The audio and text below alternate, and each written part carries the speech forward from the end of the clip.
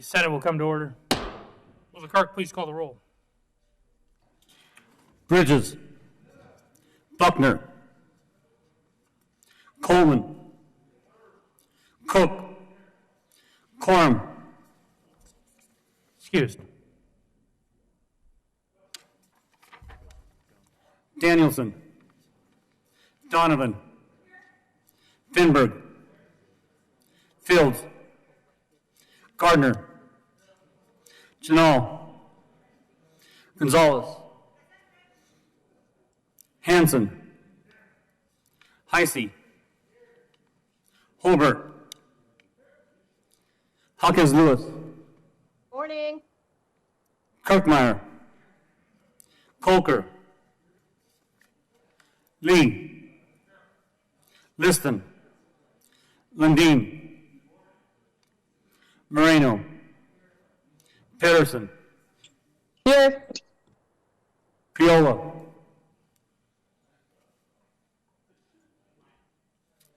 Priola.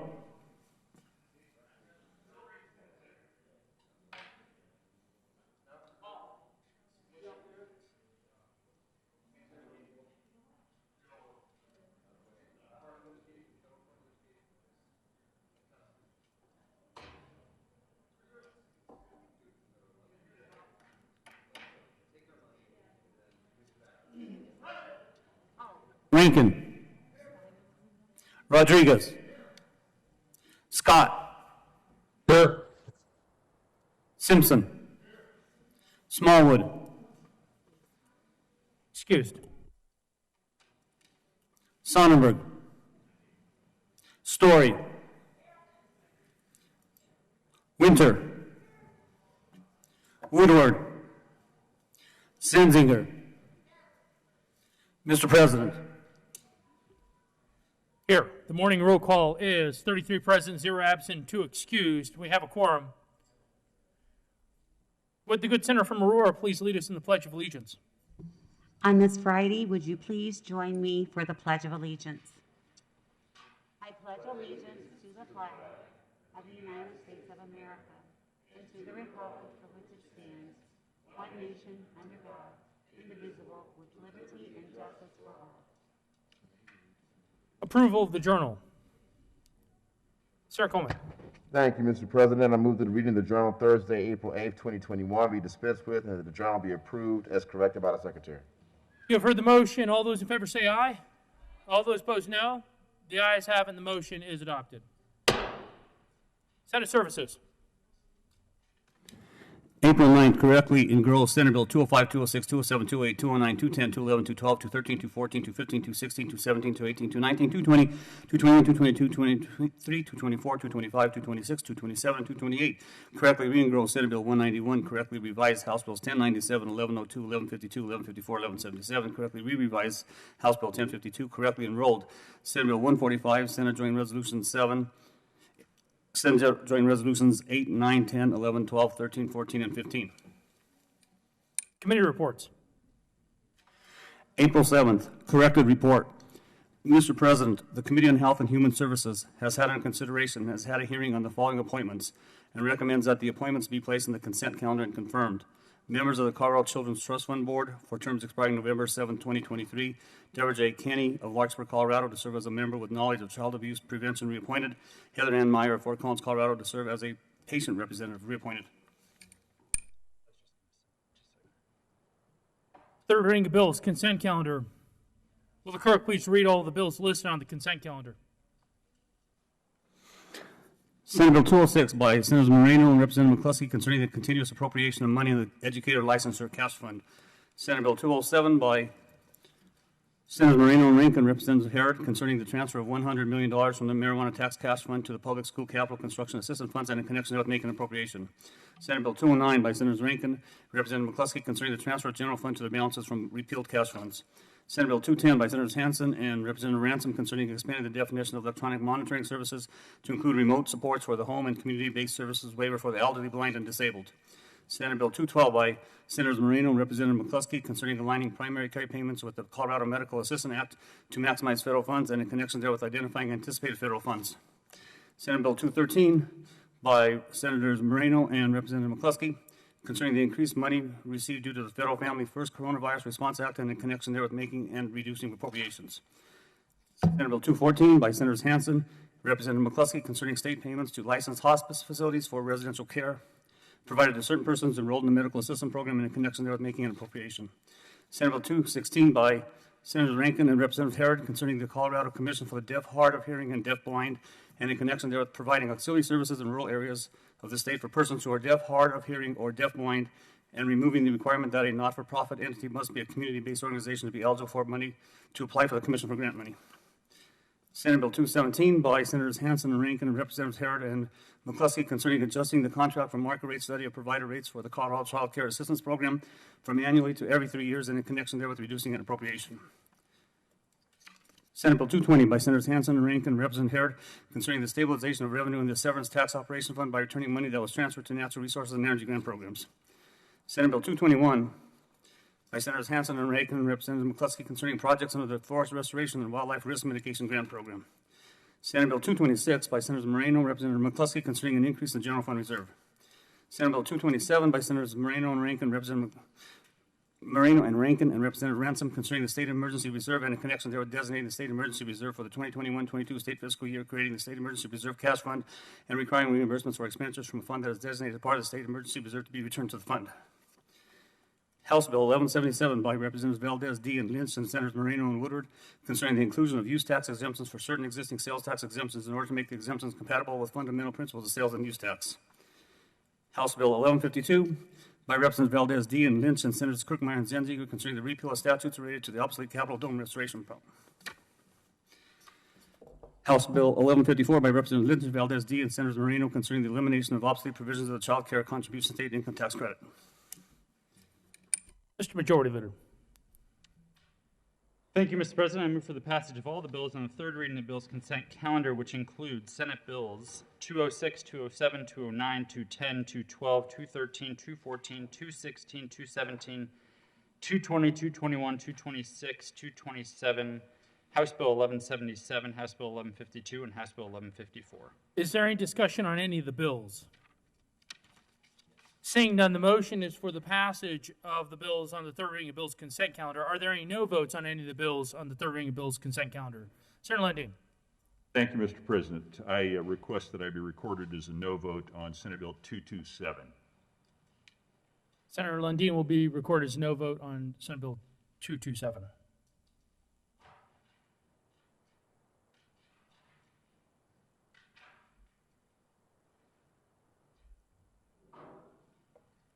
With a vote of 33 ayes, 0 noes, 0 absent, 2 excused, Senate Bill 206 is passed. Co-sponsors.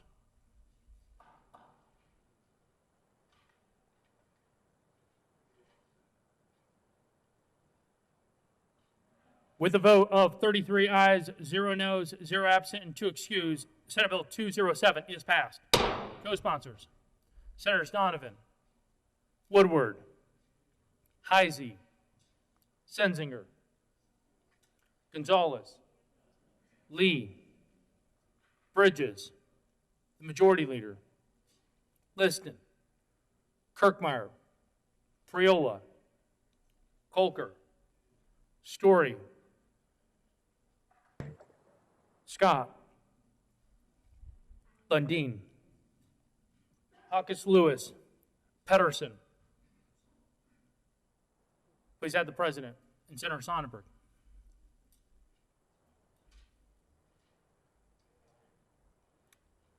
With 33 ayes, 0 noes, 0 absent, 0 and 2 excused, Senate Bill 209 is passed. Co-sponsors.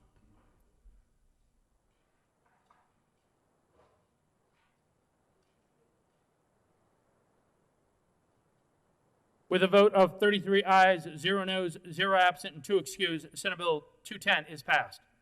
Co-sponsors. Senators Janal, Heisey,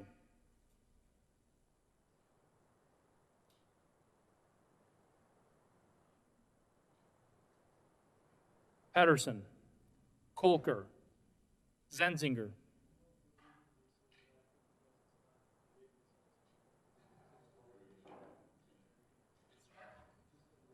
with a vote of 33 ayes, 0 noes, 0 absent, and 2 excused, Senate Bill 212 is passed. Co-sponsors, Senators Bridges, Janal,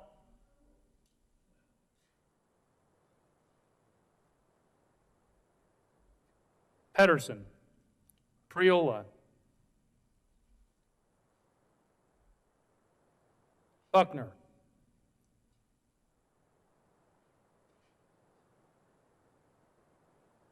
with a vote of 33 ayes, 0 no, 0 absent, and 2 excused, Senate Bill 213 is passed.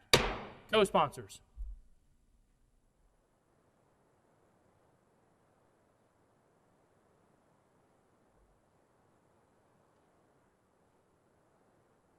Senator Pedersen, Senators Donovan,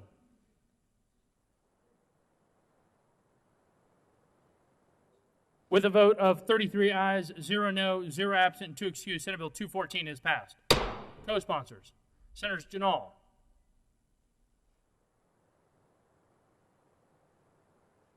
Woodward, Colker, Priola, Buckner, Liston,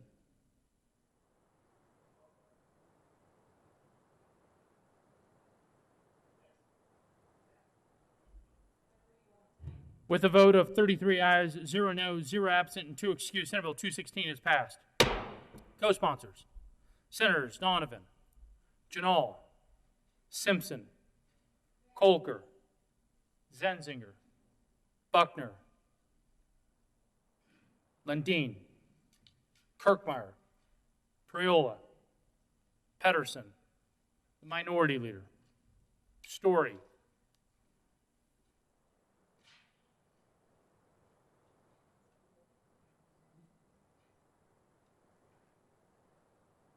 Heisey,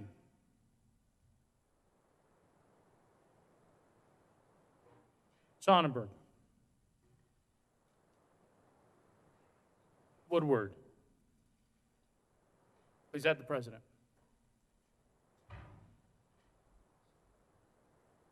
With a vote of 33 ayes, 0 no, 0 absent, and 2 excused, Senate Bill 217 is passed. Co-sponsors, Senators Buckner,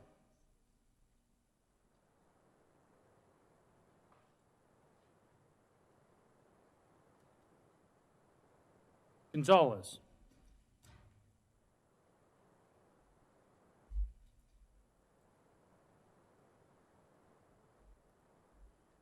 with a vote of 33 ayes, 0 no, 0 absent, and 2 excused, Senate Bill 220 is passed.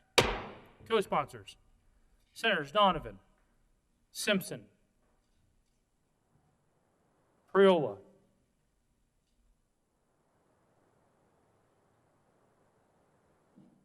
Scott,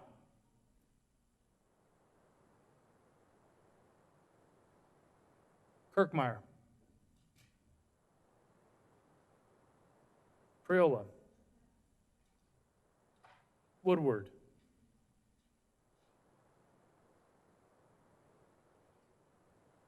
Sonnenberg, Lundin,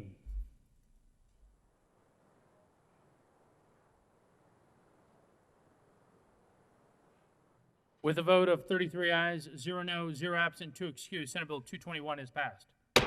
Co-sponsors, Senators Donovan, Colker, Winter, Janal, Simpson, Lundin, Fields, Gardner, Bridges, Heisey, Huckus Lewis, Lee, Kirkmeyer, Pedersen, Story, Liston, Woodward, the Minority Leader, the Majority Leader, Priola,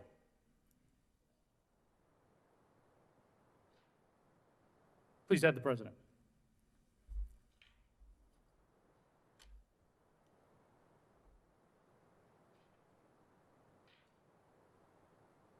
With a vote of 33 ayes, 0 no, 0 absent, 2 excused, Senate Bill 226 is passed. Co-sponsors, Senators Donovan, Woodward, Sonnenberg, Priola, Pedersen, Winter, Scott, Minority Leader, Kirkmeyer, Lee, Heisey, Colker, Buckner, Huckus Lewis,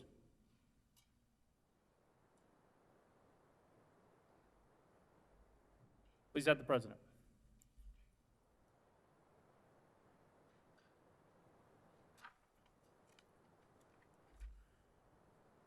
With a vote of 32 ayes, 1 no vote, 0 absent, 2 excused, Senate Bill 227 is passed.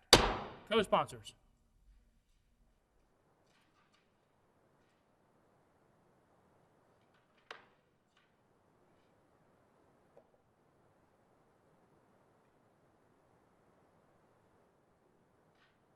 With a vote of 33 ayes, 0 no, 0 absent, and 2 excused, House Bill 1177 is passed. Co-sponsors.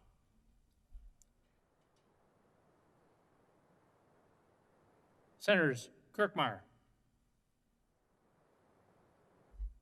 Sonnenberg, Priola, Gardner, Rankin, Colker,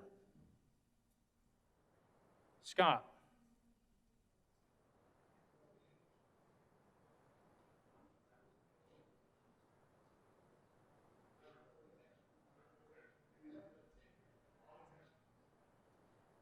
with a vote of 33 ayes, 0 no, 0 absent, 2 excused, House Bill 1152 is passed. Co-sponsors.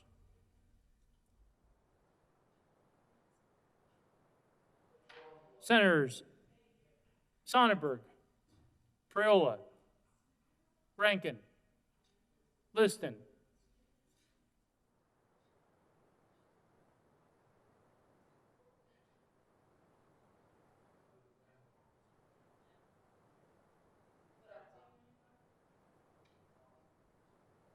with a vote of 33 ayes, 0 no, 0 absent, 2 excused, House Bill 1154 is passed. Passed. Co-sponsors.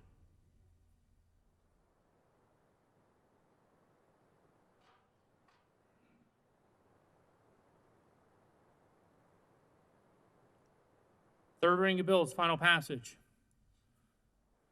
Will the clerk please read the title to Senate Bill 205?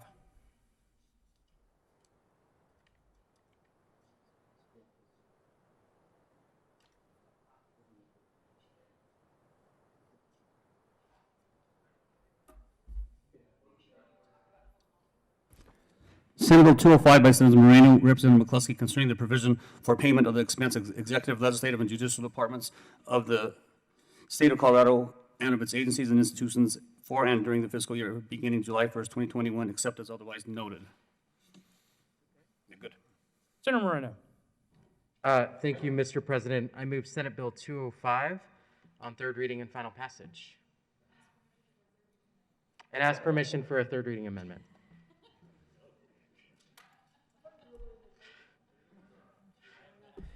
Is there further discussion? Senator Moreno. Thank you, Mr. President. I can't take credit for that. That was the senator from Vail. There is no third reading amendment. There will be many more amendments, however. Colleagues, I just want to thank you for the robust debate yesterday. This annual exercise that we do is always really enlightening because it's always a question of priorities. And just because the Joint Budget Committee has established certain priorities doesn't mean that we didn't miss things, or doesn't mean that we always get it right.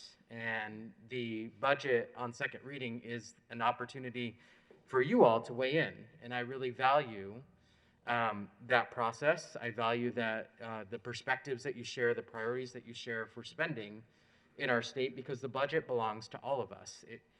The Joint Budget Committee produces a proposal, a suggestion, and you all get the final say on whether or not we got it right or whether or not we fell short.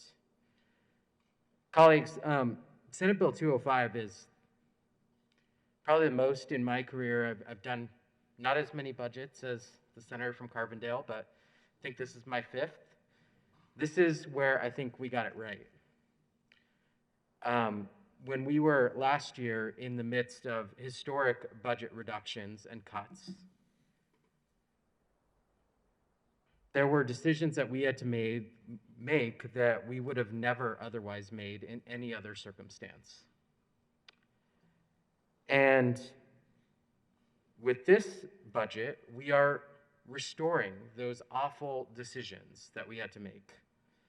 We are proposing a plan to you to bring our state back to put us on the track towards economic recovery and prosperity.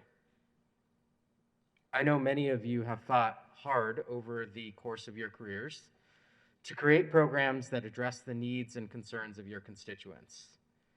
Those are the programs that are being restored through this budget.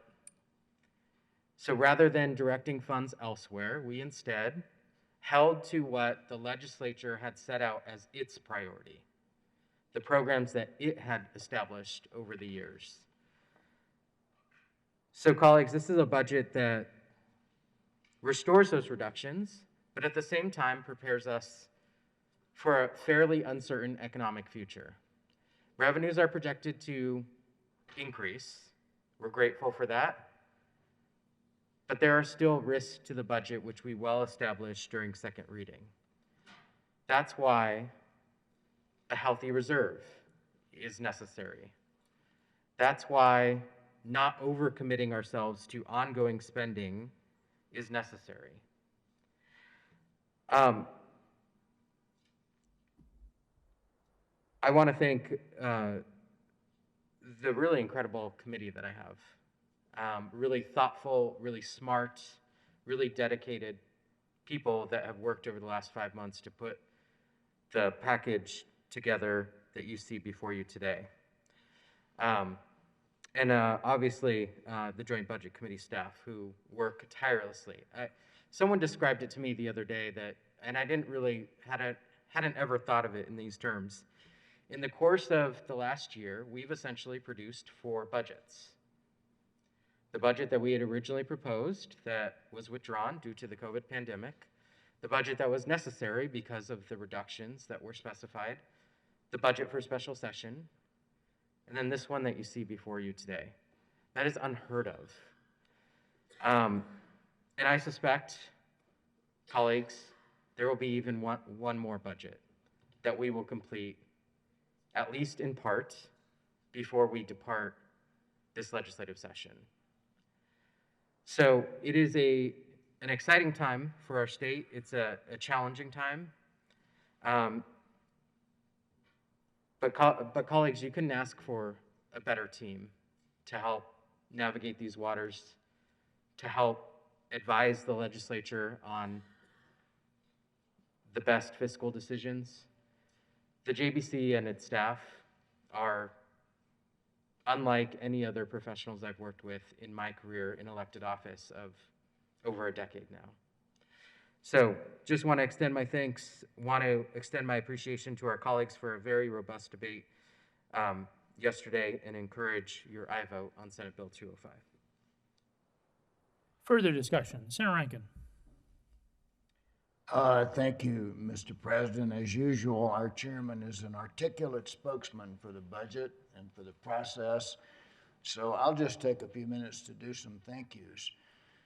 First of all, thank you to committee members and the process that you implemented. This is my 7th budget, every one of those from the minority. This is the most nonpartisan process and the most open process that I've participated in those 7 budgets. So thank you for that.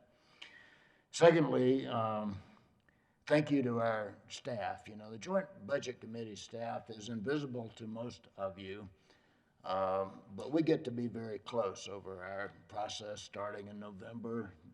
It's a time-honored process where we go through various steps. They're actually outlined in your narrative this year in a better way, so I'd invite you to go back and look at that. But over that time, you know, each of our committee members or committee staff members take on certain departments or pieces of departments and become experts over the summer.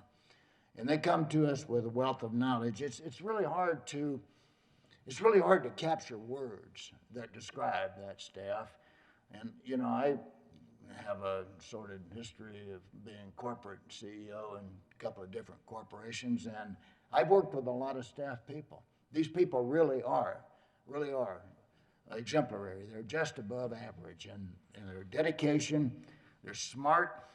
They're very carefully selected, by the way. We have, I think, 5 new members in the last year, and out of a set of candidates that number in the teens, I mean, these people are very carefully selected to do their jobs, and they're very, very good at it. They're very nonpartisan. I couldn't tell you how any one of them lean in terms of any sort of political dimension. And they're absolutely dedicated and loyal. They'll do anything for us or for you on a moment's notice. So I can never quite say enough of thanks on this day to that staff. Frankly, they make us look better than we probably are. So, thanks to them. Thanks to my caucus for the trust that you put in us as a committee. We're making big decisions over there. They affect people's lives, they affect taxpayer money, and in general, it's not always true, 100%, but you trust us to do that and come to you with those recommendations. So, and my special thanks to my caucus this year. You're so helpful and supportive. Great amendment process yesterday. Thoughtful, targeted, best I've seen in 7 years. So I thank you for that. But I want to leave you after saying thanks with telling you that, and I think the chairman talked about that. We have work to be done. This is not a normal year. Normally at this point in time, the budget committee says, great, we did that.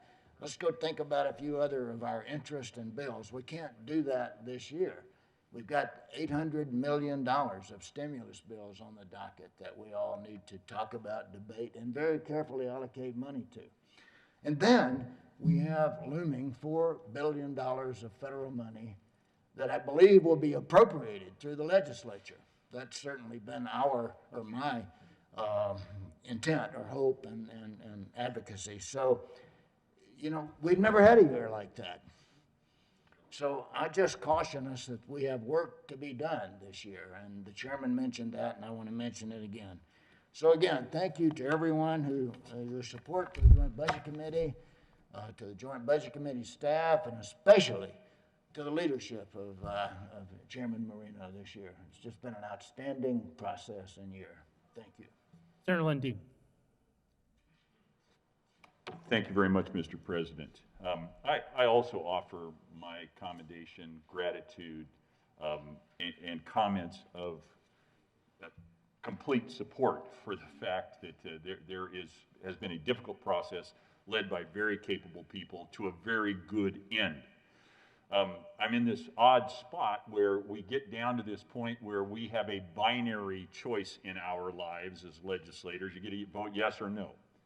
You don't get to say mathematically, if we do it mathematically, I'm like 99.999763324 in support of this. At the same time, it is a public policy conversation that we are having. And the voice of dissent is an important and informative part of the ongoing dialogue. So I speak not in rejection of the budget. That is not my perspective at all. But I'm not given the opportunity to give a 99.9, et cetera, % yes vote and reserve a fraction of a % for the no. This is a priority document, and my objections to the priority is we have a couple of crises in Colorado today that I don't think this budget is adequately addressing in this moment. The first crisis is what I would describe as a crisis in literacy and the threat that the pandemic has made upon those K-3 students who are just now struggling to learn to read. And by golly, when you're a kindergartner or a first grader, the online learning option that we've had over this last year just does not cut it. And we need to regain some ground there. I would have preferred that we put a little bit more, specifically targeted through the known evidence-based processes for literacy in this budget. The other place where we have a crisis, and it's a crisis that's been pushed to the side because we've had a bigger crisis in our lives, but it's a crisis that's been present in the state for a decade or more, is roads and bridges. I specifically wish that we were putting more of the taxes that the people of Colorado are already paying through the force of this budget into the roads and bridges of Colorado, and this document does not do that. In fact, it chooses to spend money on other new projects that are attractive in some ways, electrical charging stations, et cetera, but in my opinion, not where the money should be going in this moment. So I rise to state why I will give what is a head-snapping, in some ways, even for me, a head-snapping vote in a few moments, where I generally, almost completely, agree with this budget. But because the voice of dissent, the voice of conversation must remain vibrant, I will choose to vote no on this budget. And I wanted to explain to my friends and colleagues who have worked so diligently to put together such a great budget under such incredibly difficult times why it is that I will be voting in that way. Thank you, Mr. President. Senator Sonberg. Thank you, Mr. President. Let me start by saying that I am very proud of the work our JBC members have put into this and their staff. Incredible, incredible work. And I have never, in my 15 years down here, envied your job. So thank you. Also proud, we don't often see this, but there were bipartisan amendments put on the budget yesterday. Recognition of good policy that needed to be addressed. And so I'm proud as a chamber that we did that as well. As the previous speaker talked about, there are some things I'd like to see more of. Like to see more priority and money spent on highways. But I think we have a promise that we're going to do that as this comes down the road, as we see more federal money. A promise of education dollars being spent to help pick these kids up that have been slowed down through a pandemic. To replace money from the BS factor that we continue to be behind. And to create stability for our education systems, our districts, so that they can actually do long-range planning in their purchasing and their hiring 2, 3, 4, 5 years down the road. That stability is key. I'd like to see more of that. And we have a promise that we will try and do some more of that. I'm excited about. Yes, I would like to see less money on bloated government agencies, but I'd also like to see more money in departments such as Department of Labor as they try to navigate all the fraud and the claims within unemployment insurance. And I'd also like to see us help businesses even more as they try to navigate through that system as well, and what it's going to cost them to rebuild a system that has been overwhelmed.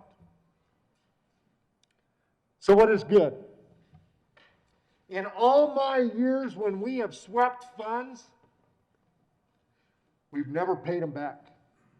God bless you for paying them back and recognizing the importance that when taxpayers give fees and dollars and taxes for a specific purpose, with the expectation they'll be spent on that specific purpose, and then we borrow that money, and I say borrow because we've never borrowed before, we've just taken it and never paid it back.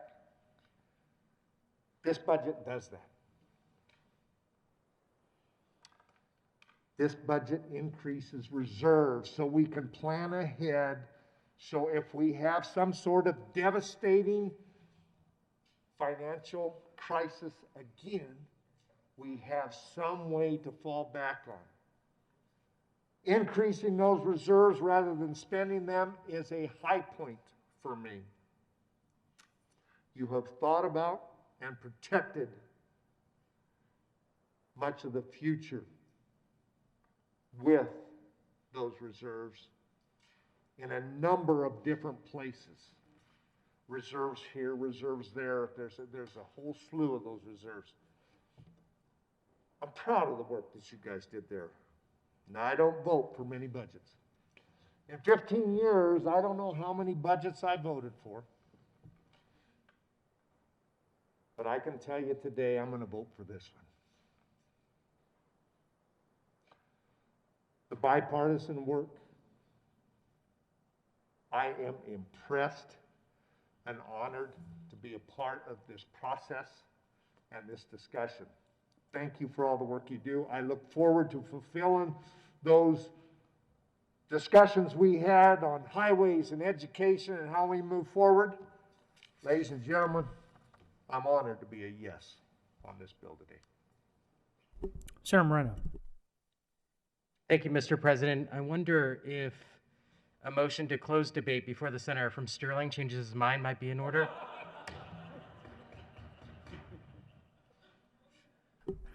Senator Heisey. Thank you, Mr. President. I understand the legal requirement to have a balanced budget. I also understand the value of having a balanced budget. And I didn't come up here to vote no on budgets. I did vote no on the first two budgets for very different reasons. My first two. This will be my third budget. However, on this budget, even though it definitely reflects the priorities of the majority party, which, as you saw with my amendments yesterday, were not necessarily my priorities, and it became apparent they were not the priorities of the majority party. I think we have now reached a point where this is a budget based primarily on the process that we went through to get here and the promise of addressing some of my priorities when we see those federal funds coming in, which I truly hope for. We'll leave that alone. But I really think when those federal funds come in that we're going to be able to address some of the priorities on the other side of the aisle. So I will be a yes vote on this budget. Further discussion, Senator Fields, followed by Senator Kirkmeyer. Good morning, Mr. President and colleagues. I stand in strong support of approving this budget. $34.6 billion what it takes to fund our government. In the state of Colorado, we must maintain a balanced budget each year. And it's not easy. So for the members of JBC, I want to say, job well done.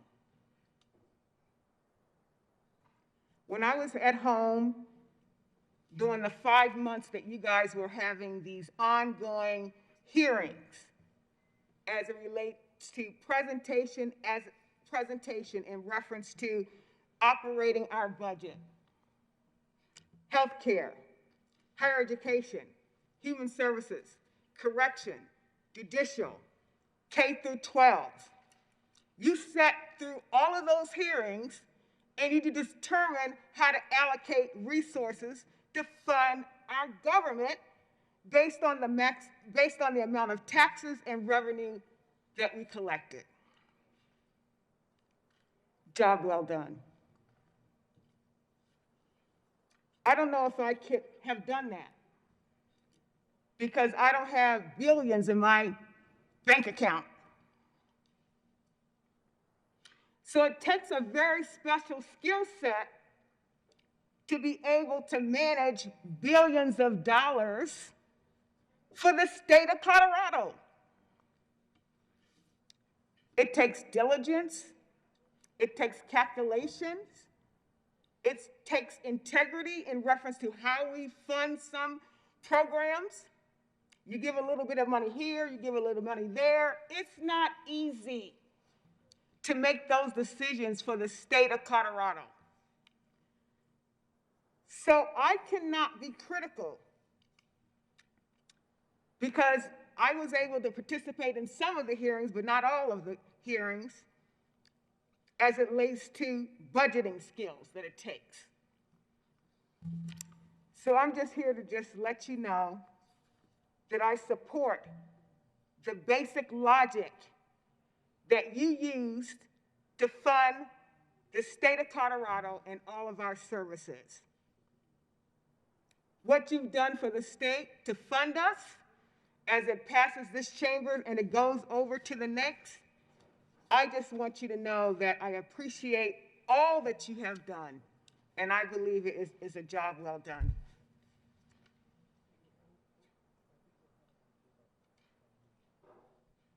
Senator Kirkmeyer.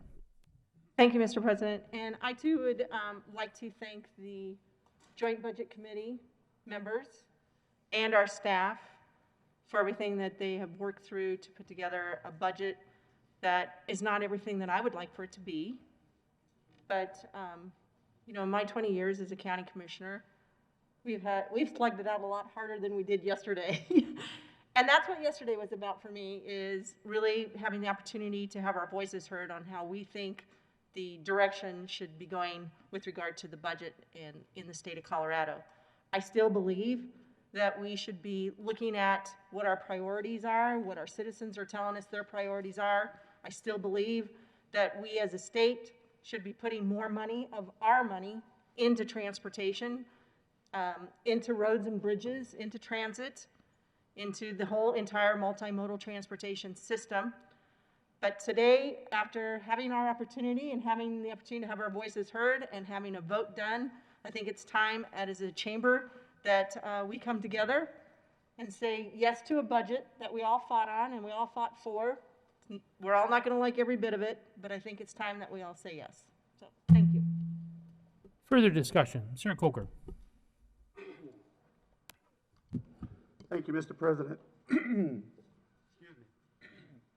I have allergies and they get in my throat and it's hard for me to speak, so I apologize. I have to do this so I can be heard.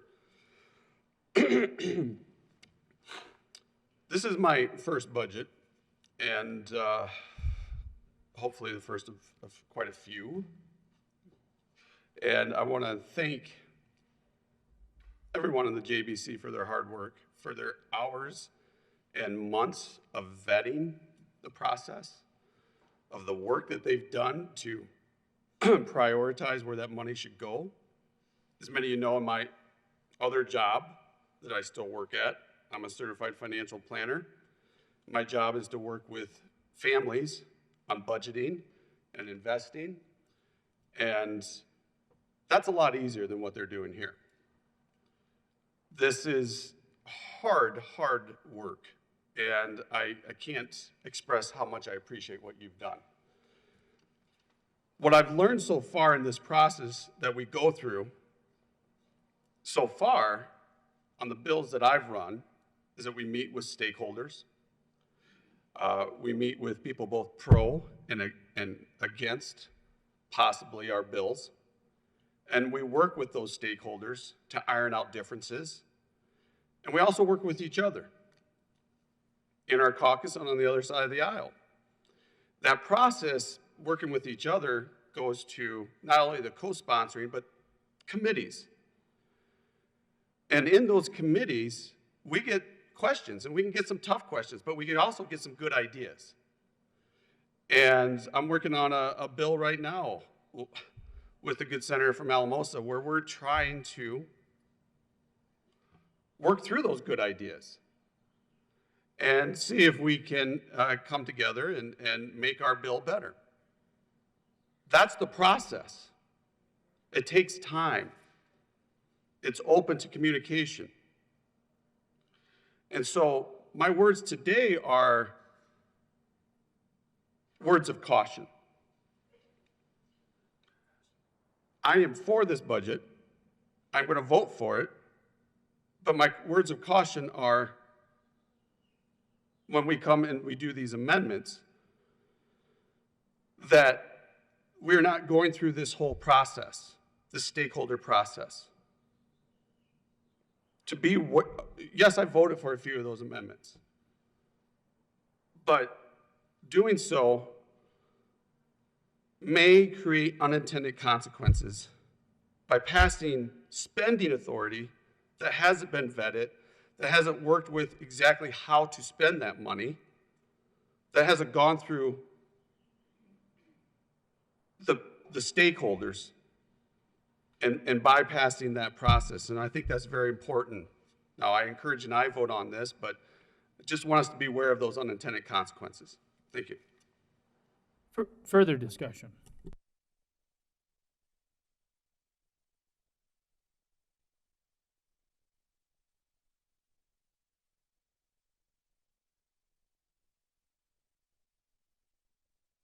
Gonzalez.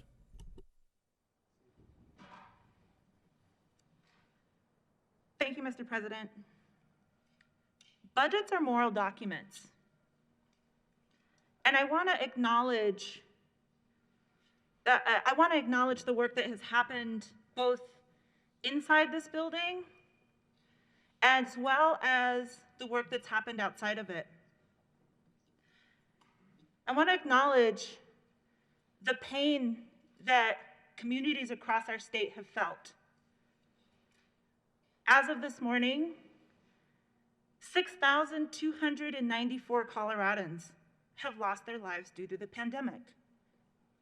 Those are deaths due to COVID. Thousands of Colorado families are navigating the pain and grief that this pandemic has had on their own families and their communities. Our businesses and economies have also taken incredible hits. And we know that crisis exacerbates inequality, that the people who are most vulnerable are suffering in the most devastating ways. But I also want to acknowledge the resilience and the hope that is reflected in so much of this budget and in so much of the work of the good people of this state. Where 20.2% of our state has now been vaccinated. That's 1.2 million Coloradans. You'll see that pain and that hope reflected within the pages of Senate Bill 205, our long bill, our budget. You'll see where we are restoring cuts. We're restoring dollars to programs that support people in the hardest of times. You'll see the ways in which we are living our values in a bipartisan way to say this is how we can rebuild and build back in a way that honors the dignity of every Coloradan. And so in closing, colleagues, I just want to express my gratitude to the staff, to the folks who worked tirelessly over the past several months, to every Coloradan who reached out to every one of us, all 35 members of this body, to say, this is what I need, this is what I need to see, this is what I hope you do, because y'all's comments informed our deliberations. I want to thank the members of the Joint Budget Committee for their diligence and their tireless work. And colleagues, I want to thank each one of you because your engagement in this helped make this a stronger, better document. I ask for an aye vote. Further discussion. Senator Hansen. Thank you very much, Mr. President. And colleagues, just a few concluding remarks from this 5-month process. I thoroughly enjoyed yesterday's discussion. The good senator from Denver hit it right on the head. This document gets sharper and sharper every day from the moment we get the proposal from the governor to day after day of hearings to the debate we had yesterday. We get better at each step of this process. And I certainly felt that way yesterday. And I'm proud of the document we have before all of us on this 3rd reading. We have a document that,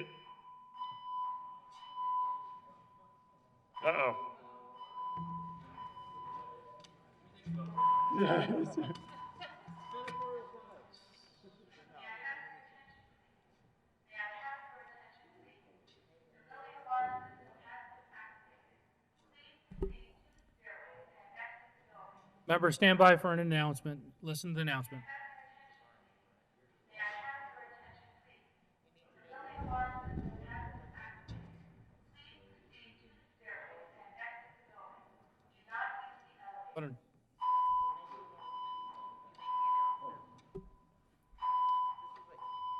Senators, we're going to be evacuating the building. Please exit and meet up at the north side of the Buffalo statue on the east side of the building. Thank you. The Senate will stand in a brief recess.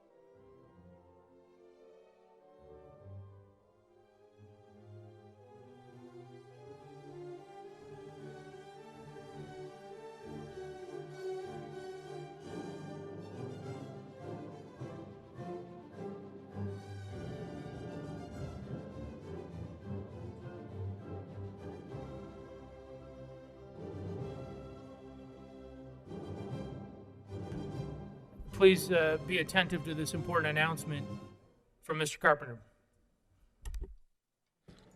And members, just a brief announcement that hopefully we will not need again anytime soon, but when we do have an evacuation, I am outside. If you notice that orange vest, that's pretty much it, taking roll. If I do not have you accounted for, nobody else can get back into the building until we do have you. So if you are going to go anywhere other than the Buffalo, please come check out with me first, and then we'll have you accounted for and we'll be good. Thank you. Members, we have to ensure that we have a full accountability of members. So please note that if we have emergency drills, to please follow the direction of Mr. Carpenter. The Senate will return back to order.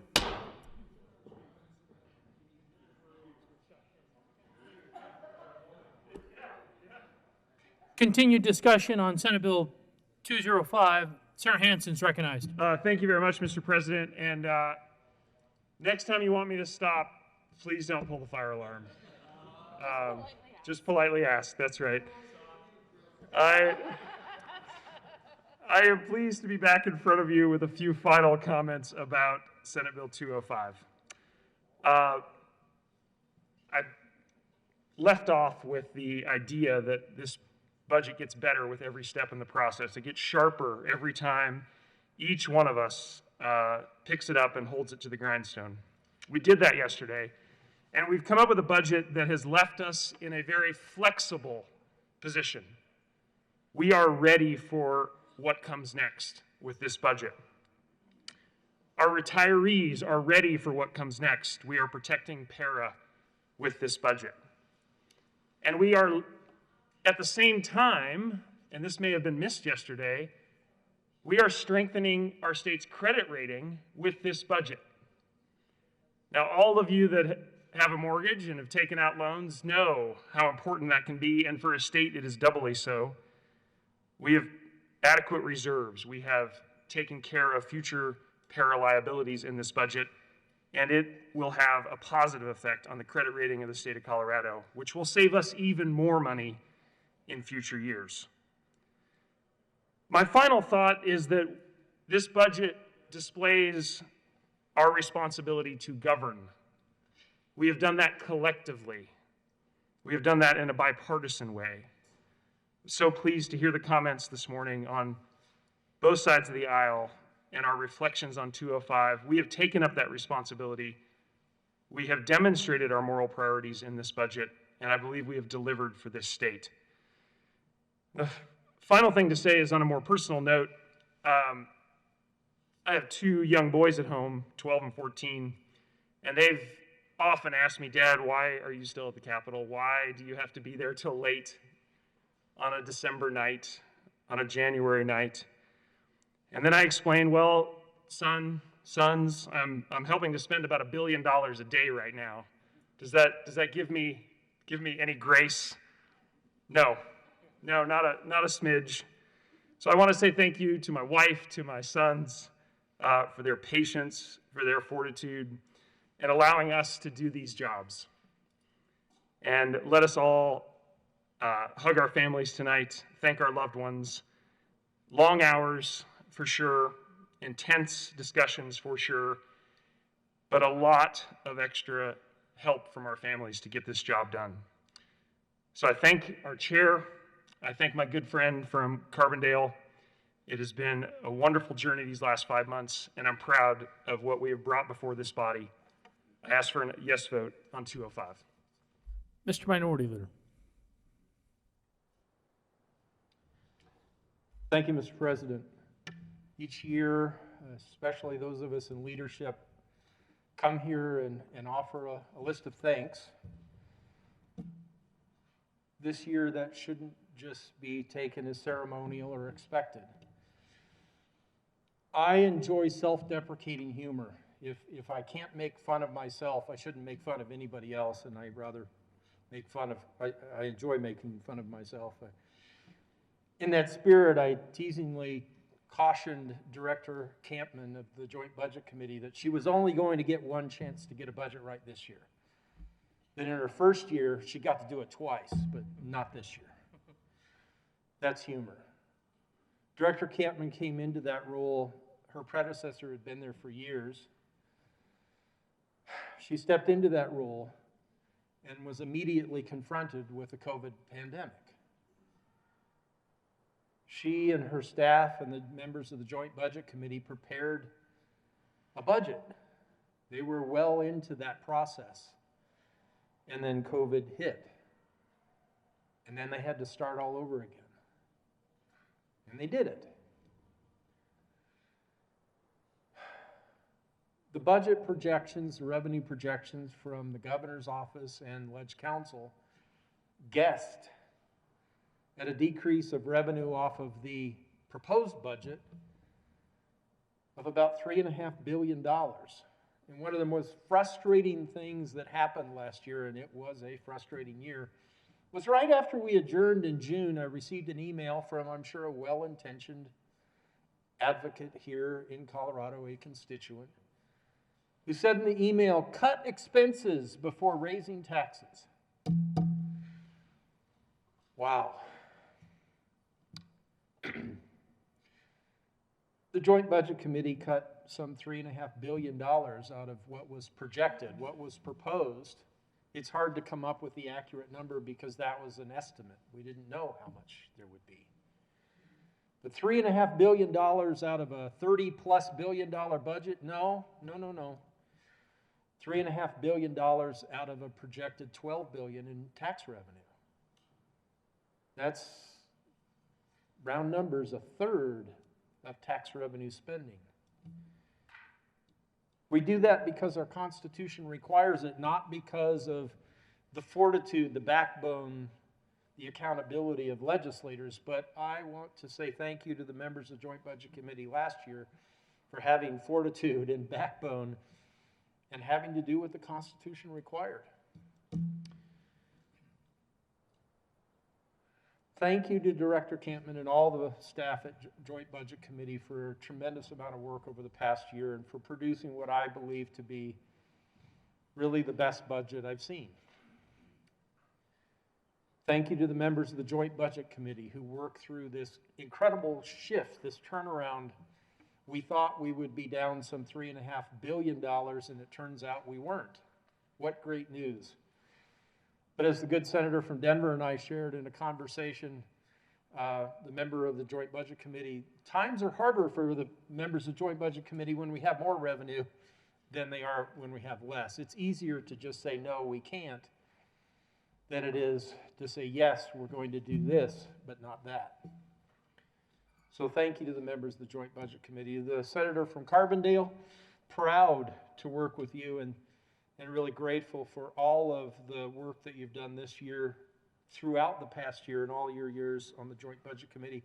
To the good senator from Denver, you are one of the most brilliant people I've had the opportunity to serve with here in the General Assembly.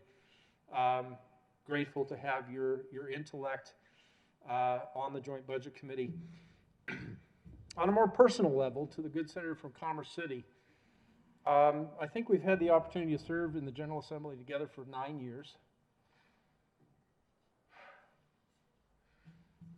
In those eulogies to the living, I said goodbye to Pat Stedman, and I said that he is why we shouldn't have term limits. And you are too. You are one of the most even-handed members of this General Assembly I've ever encountered. You are brilliant. You know the process. You know the nooks and crannies of the budget. And you know how to work with me and other members of this body while standing for what you believe in and not going out of your way to offend. I'm grateful to serve with you. And when I look back on our time together, my time, I will think of you often. You are a great example, and I've learned from you. Thank you.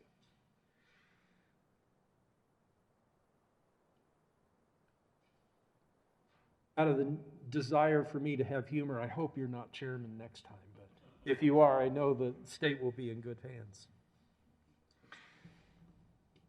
Members, I want to thank all of you, especially members of my caucus, our caucus. Yesterday, I saw the most thoughtful set of amendments I've ever seen from our side of the aisle. To the members over here, thank you.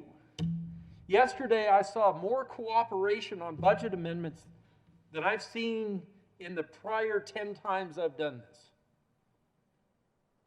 Being in the minority, and if I'm here, God willing, I'm here through the end of my term next year, the session next year, I guess that's January 23, I'll serve 12 years. 6 in the majority, 6 in the minority. So I know what it's like on both sides. But yesterday was encouraging. I was so proud to stand with my good friend from Jefferson County on the budget amendment for students with disabilities. As a dyslexic, when she came and asked me, I was like, well, I'm not the ranking member on education. Then she explained, no, but you have dyslexia and you understand how important this is. I literally had to kind of choke back tears. I was like, wow, thanks for thinking of me. And yeah, that was an awesome time. To my friend from Aurora, on just $215,000 of funding for a study to hopefully solve a problem that's been contentious here in the General Assembly. Thank you. And to my good friend from Douglas County, my colleague from Douglas County, what an amazing effort with, I think, 3 amendments that all passed. His understanding of health and human services and his even-handed approach to issues made those amendments possible. When I was in my, 3rd year in the General Assembly, I would have been down here with a gotcha amendment, and it would have lost. But that was great work. To the good senator from Weld County, one of our newest members over here, her work on transportation amendments. That was great work. The benefit of having a former county commissioner here in the chamber. Thank you. So I started naming names. Now I'm going to offend someone by not naming everybody, but what a great team effort. But not just for this side of the aisle, but Senate. Great team effort.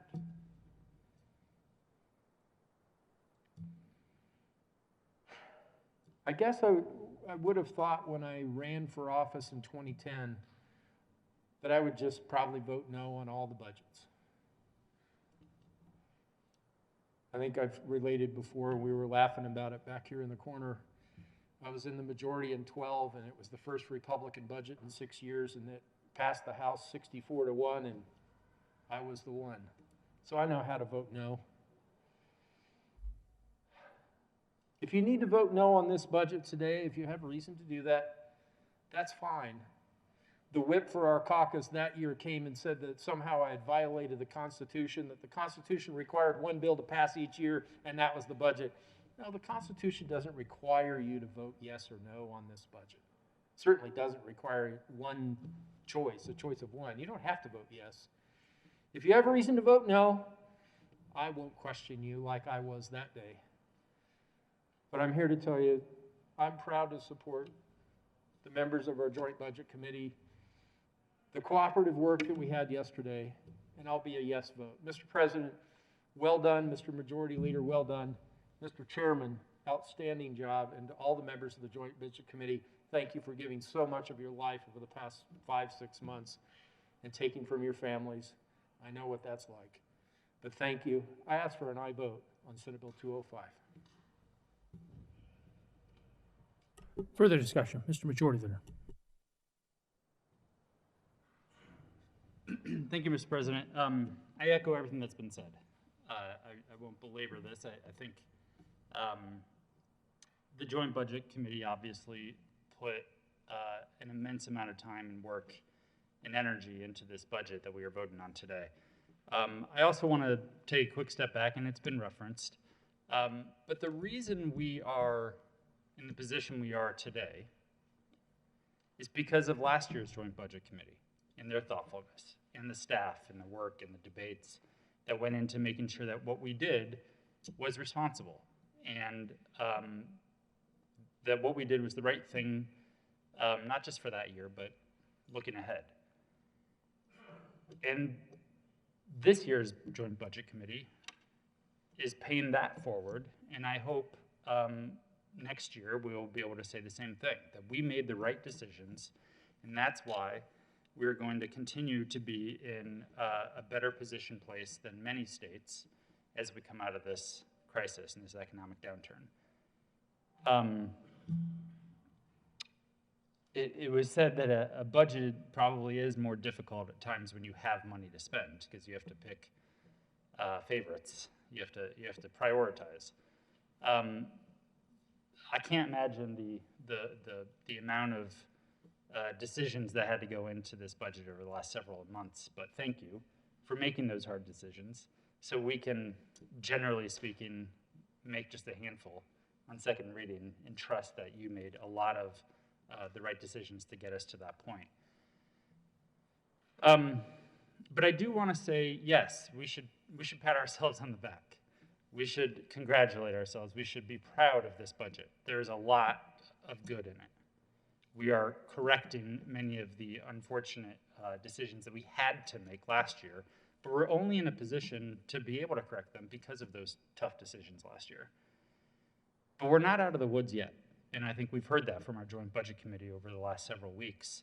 There's a lot of uncertainty ahead, and I believe, once a year when we come down here and congratulate the work of the Joint Budget Committee, it's honest and genuine, and that is the work that I hope our committees of reference can learn more from every single year, and that spirit of collaboration and shared goals and priorities can be more present in this process every step of the way for every other piece of legislation and debate that we have.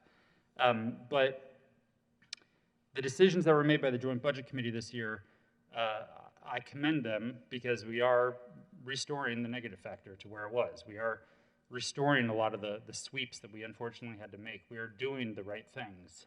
But most importantly, we're being responsible with the reserves. And that's a tough decision, I think, because we all have priorities that we think probably need to be funded a little bit more.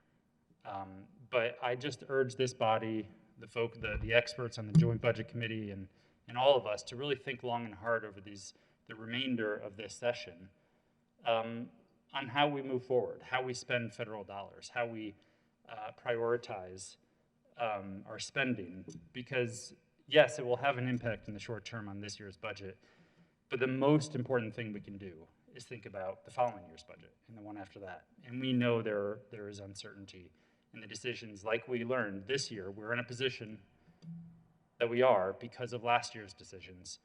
What we do between now and the end of session is absolutely going to impact probably the rest of our careers in this building. And we need to think about it thoughtfully, but most importantly, collaboratively. And so thank you for setting, yet again, a good example of how we all should work together. And I hope we keep that in mind and do it every step of the way between now and the end of session, because our future selves and the future of Colorado will thank us if we do that. Thank you, Mr. President. Is there further discussion regarding Senate Bill 205? Seeing none, the motion before the body is the passage of Senate Bill 205. Are there any no votes? Senators Lundin,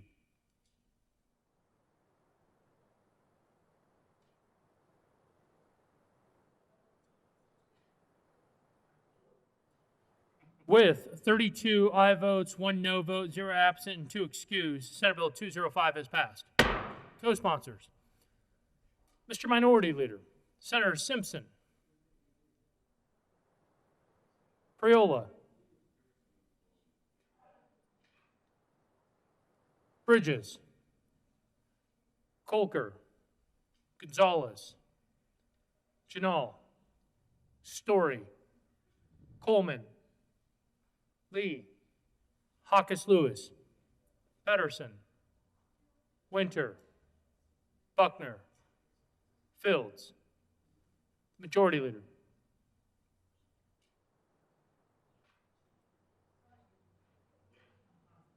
Please have the President.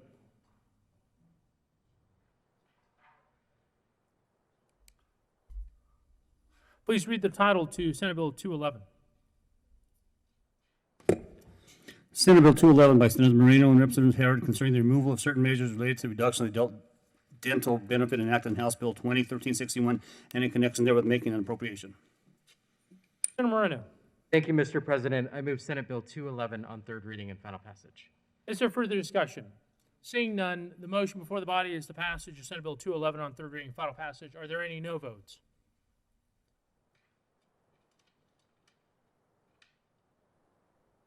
With a vote of 33 ayes, 0 noes, 0 absent, 2 excused, Senate Bill 211 is passed. Co-sponsors. Senator Simpson.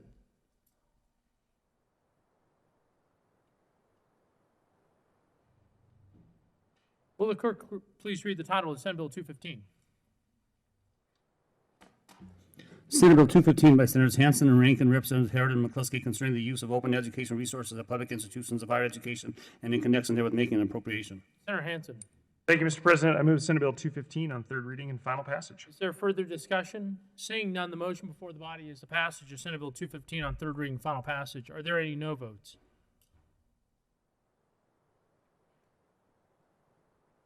With a vote of 33 ayes, 0 noes, 0 absent, and 2 excused, Senate Bill 215 is passed. Co-sponsors.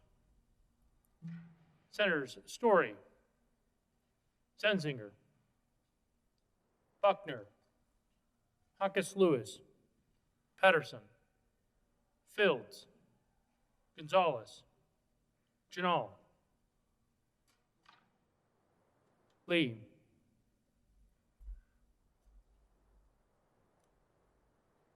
Will the clerk please read the title of Senate Bill 218? Senate Bill 218 by Senators Hansen and Rankin and Representative McCluskey, concerning revenue allocated to Employment and Training Technology Fund in the Division of Unemployment Insurance in the Department of Labor and Employment. Senator Rankin. I thank you, Mr. President. I move Senate Bill 218 on third reading and final passage. Is there further discussion? Seeing none, the motion before the body is the passage of Senate Bill 218 on third reading and final passage. Are there any no votes? With 33 aye votes, 0 no, 0 absent, and 2 excused, Senate Bill 218 is passed. Co-sponsors. Senators Liston, Minority Leader, Huckes Lewis, Crayola, Bridges,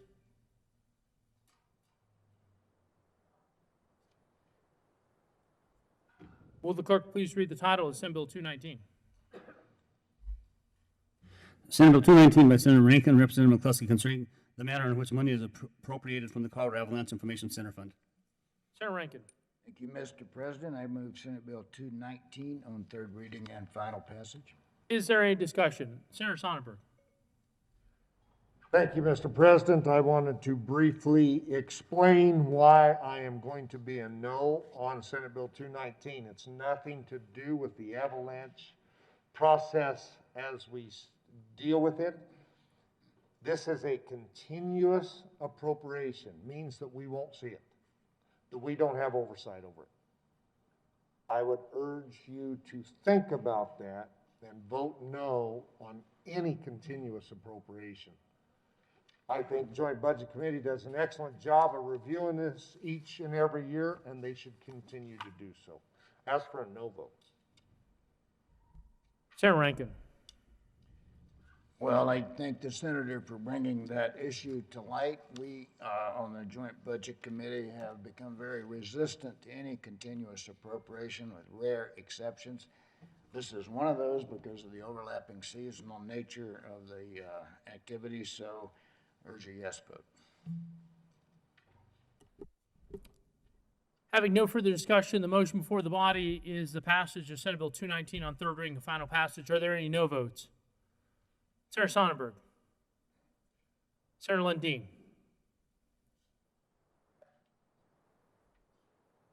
With 31 aye votes, 2 no votes, 0 absent, 2 excused, Senate Bill 219 is passed. Co-sponsors. Senators Donovan, Majority Leader, Crayola, Story,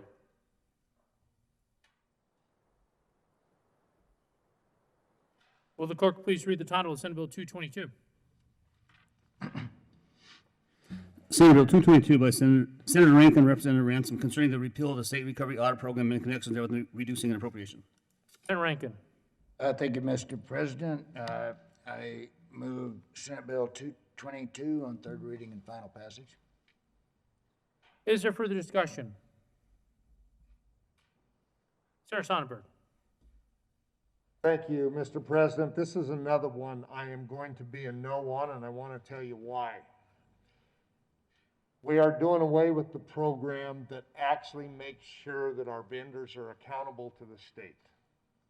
Now, they'll tell you that this program has not, no longer serves the purpose because our vendors are doing such a great job.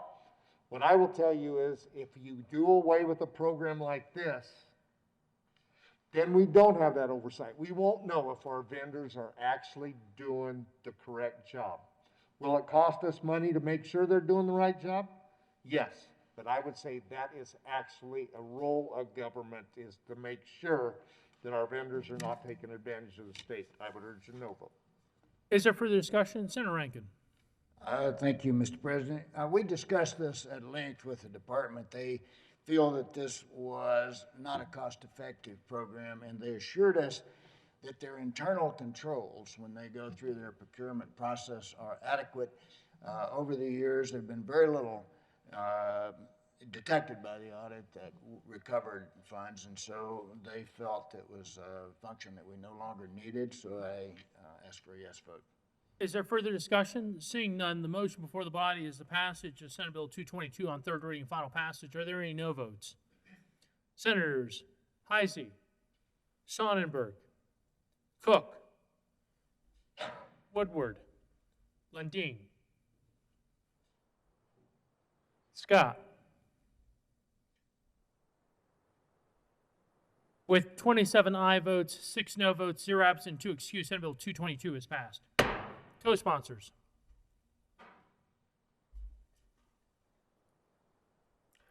Will the clerk please read the title to Senate Bill 223? Senate Bill 223 by Senators Hansen and Representative Ransom concerning the location of a Department of Revenue administrative hearing. Senator Hansen. Thank you, Mr. President. I move Senate Bill 223 on third reading and final passage. Is there further discussion? Seeing none, the motion before the body is the passage of Senate Bill 223 on third reading and final passage. Are there any no votes?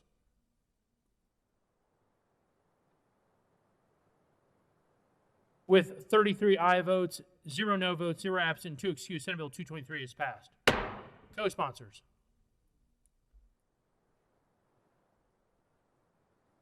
Will the clerk please read the title to Senate Bill 224?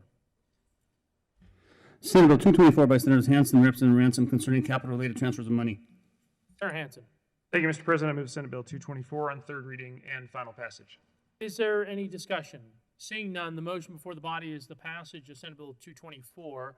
Are there any no votes?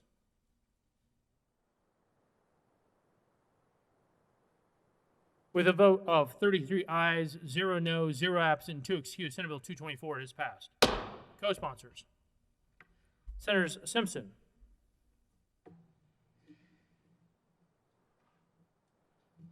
will the clerk please read the title to Senate Bill 228?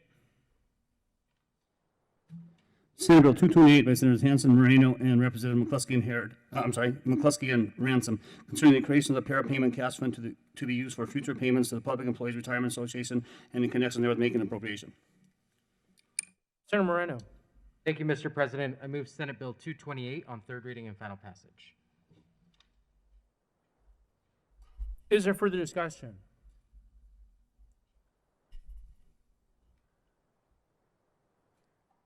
Seeing none, the motion before the body is the passage of Senate Bill 228 on third reading and final passage. Are there any no votes?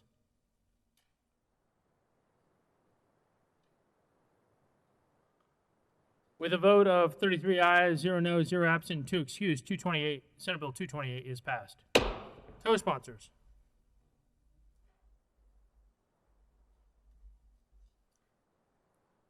Mr. Majority Leader, Senators Hawkins Lewis, Priola, please add the President.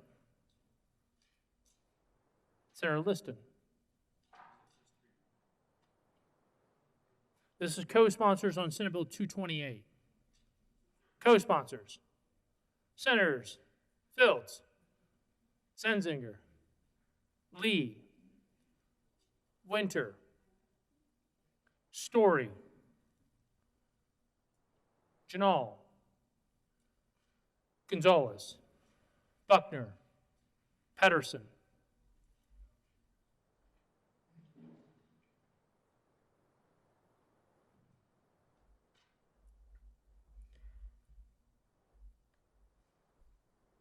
Will the clerk please read the title to House Bill 1102? House Bill 1102 by Representatives Duran and Soper and Senators Hawkins Lewis concerning requirements of pet stores to sell certain pet animals.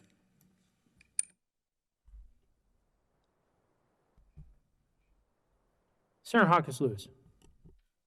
Thank you, Mr. President. I move House Bill 1102 on third reading and final passage. Is there any discussion? Senator Sonnenberg.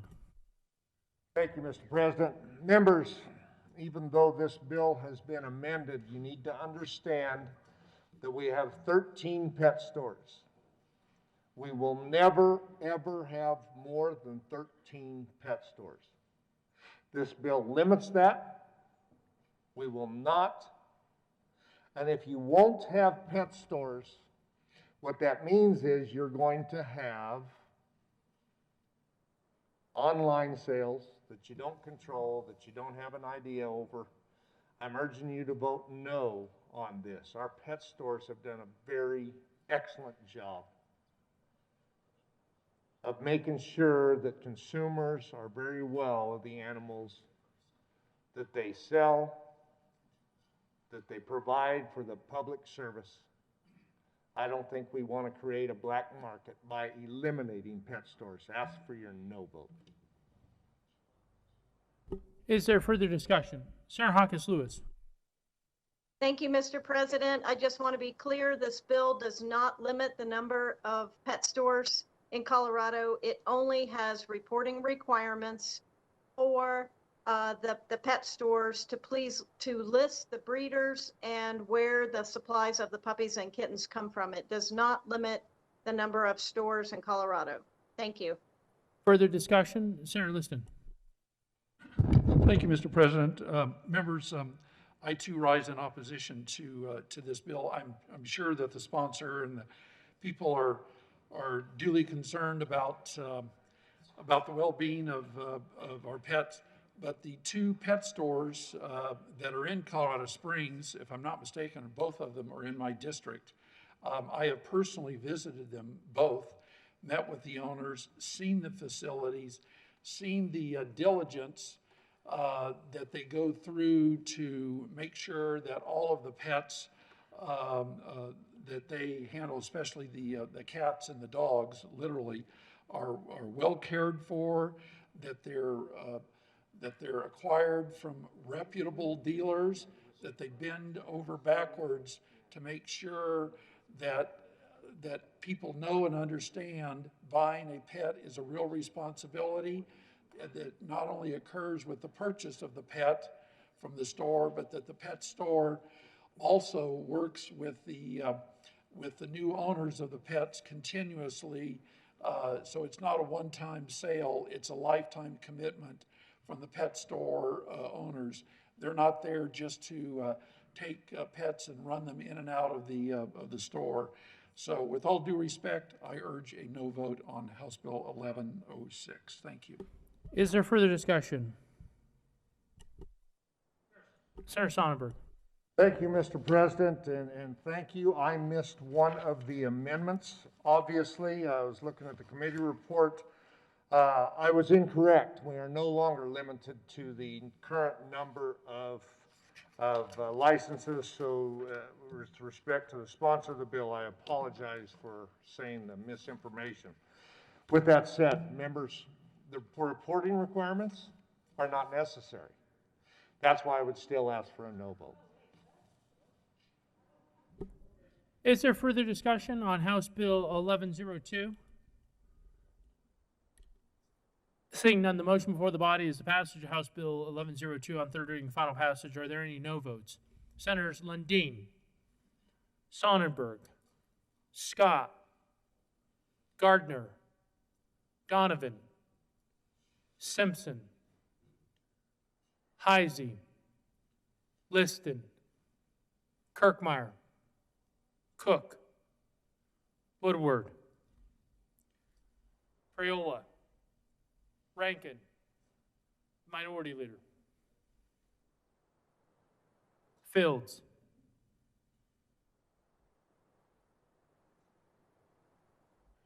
With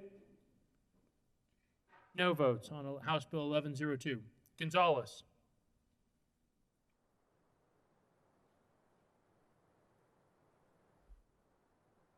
With 17 aye votes, 16 no votes, 0 absent, and 2 excused, House Bill 1102 is passed. Co-sponsors.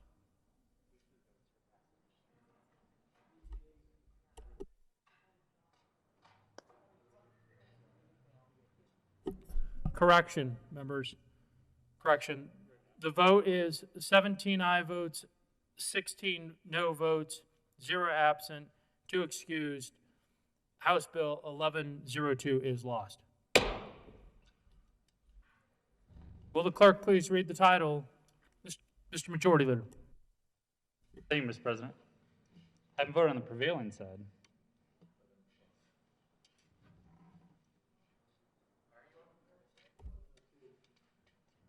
Oh, wait, no, I wasn't.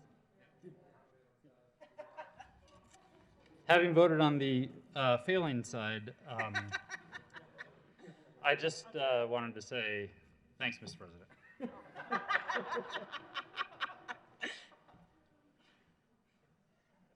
Senator Gonzalez. Having voted on the prevailing side, I wish to reconsider House Bill 1102.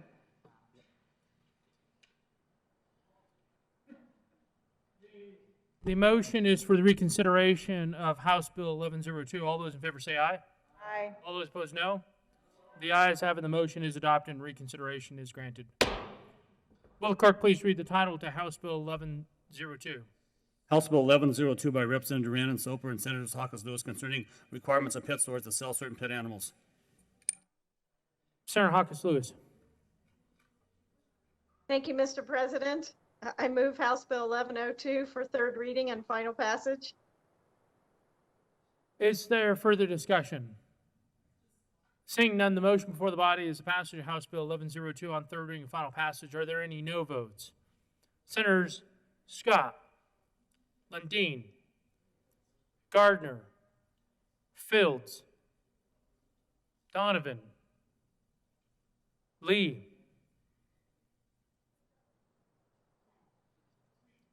Minority Leader, Cook, Liston, Simpson, Heisey, Sonnenberg, Kirkmeyer, Woodward, Priola,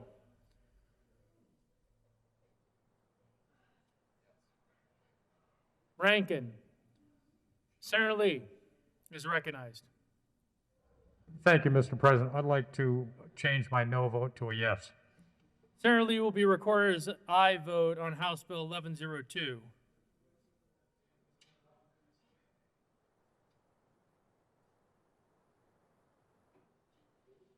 With 18 ayes, 15 no votes, 0 absent, 2 excused, House Bill 1102 is passed. Co-sponsors. Senators Moreno, Bridges, Janal,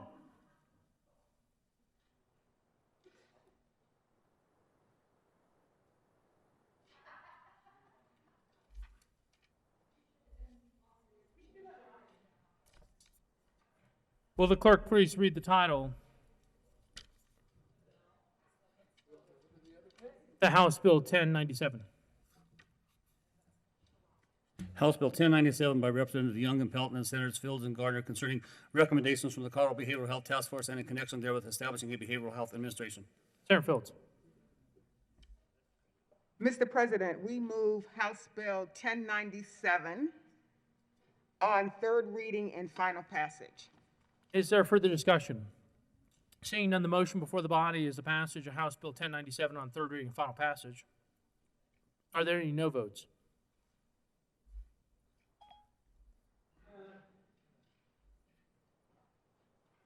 With a vote of 33 ayes, 0 noes, 0 absent, 2 excused, House Bill 1097 is passed.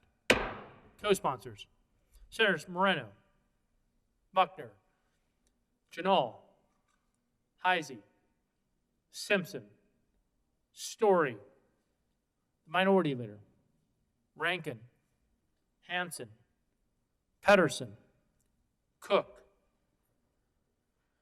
Danielson, Kolker, Zenzinger, Priola, Lee, Fields, Coleman, the Majority Leader, Bridges,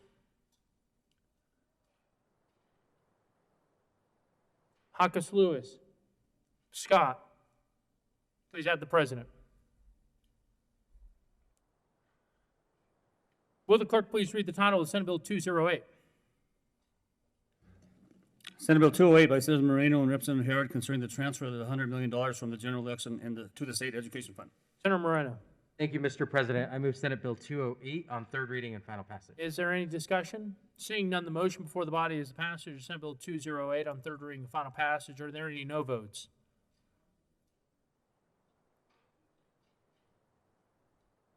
With a vote of 33 ayes, 0 no, 0 absent, and 2 excused, Senate Bill 208 is passed.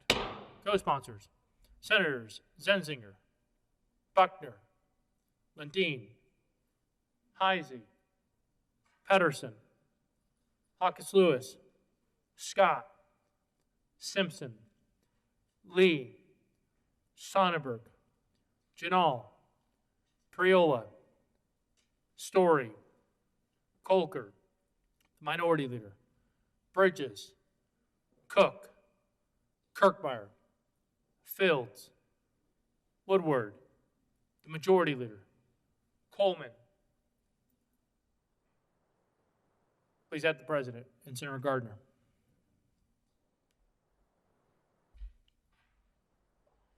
Will the clerk please read the title of Senate Bill 225?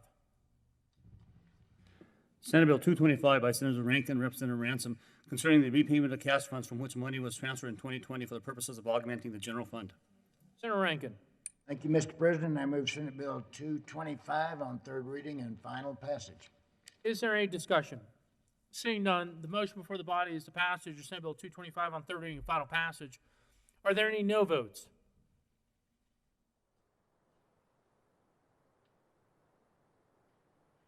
With a vote of 33 ayes, 0 no, 0 absent, and 2 excused, Senate Bill 225 is passed.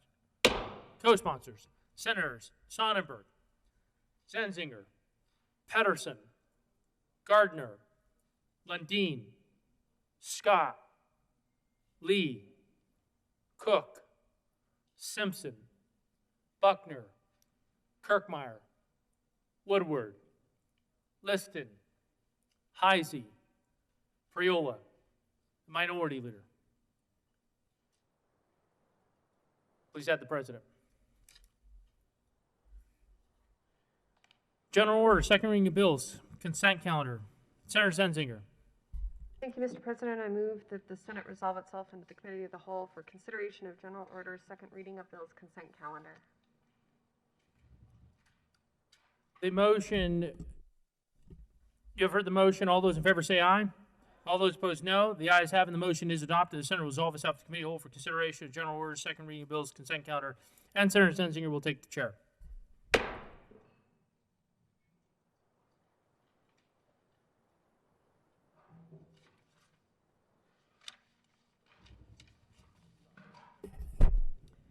The committee will come to order and the coat rule is relaxed.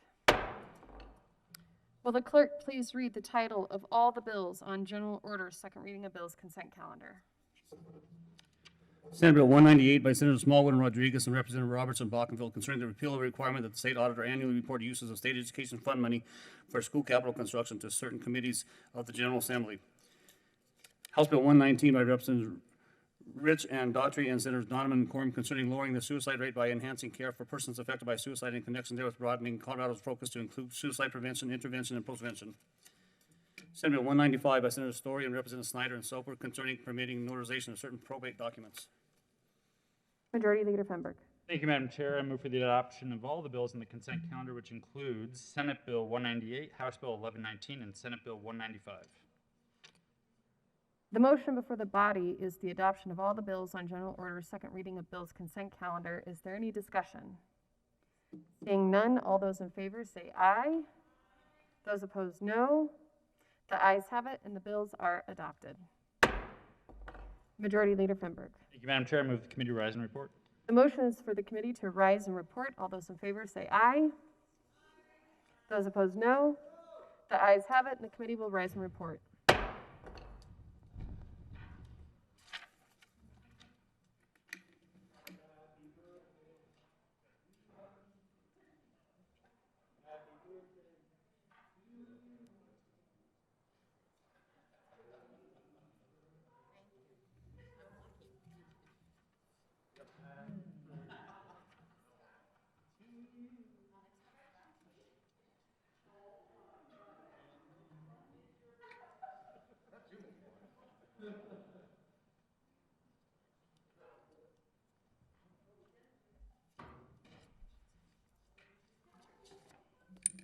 The Senate will come back to order. Senator Zenzinger. Thank you, Mr. President. The committee has had a number of bills under consideration. Will the clerk please read the report? Mr. President, the Committee of the Whole begs leave to report as had in consideration the following attached bills being the second reading thereof makes the following recommendations thereon. Senate Bill 198 and 195 passed on second reading in order engrossed and placed in the calendar for third reading and final passage. House Bill 1119 passed on second reading in order revised and placed in the calendar for third reading and final passage. Senator Zenzinger. Thank you, Mr. President. I move the adoption of the report. A motion is for the adoption of the committee whole report. Are there any no votes? With 33 aye votes, 0 no, 0 absent, and 2 excused, the committee whole report is adopted. Senate Bill 198, Senate Bill 195 passed on second reading, ordered engrossed and placed on the calendar for third reading and final passage. House Bill 1119 passed on second reading, ordered revised and placed on the calendar for third reading and final passage. General order, second reading of bills. Senator Zenzinger. Thank you, Mr. President. I move that the Senate resolve itself into the Committee of the Whole for consideration of general orders, second reading of bills. You have heard the motion. All those in favor say aye. All those opposed, no. The ayes have it, and the motion is adopted. The Senate will resolve itself into the Committee of the Whole for consideration of general order, second reading of bills. And Senator Zenzinger will take the chair.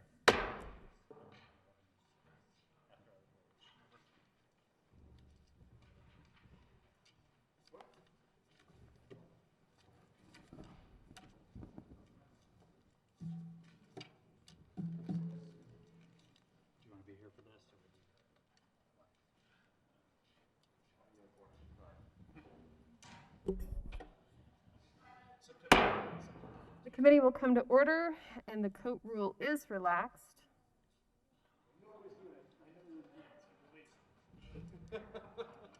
Majority Leader Fenberg. Thank you, Madam Chair. I move Senate Bill 177 lay over until August 9th. The motion is to lay over Senate Bill 177 until August 9th.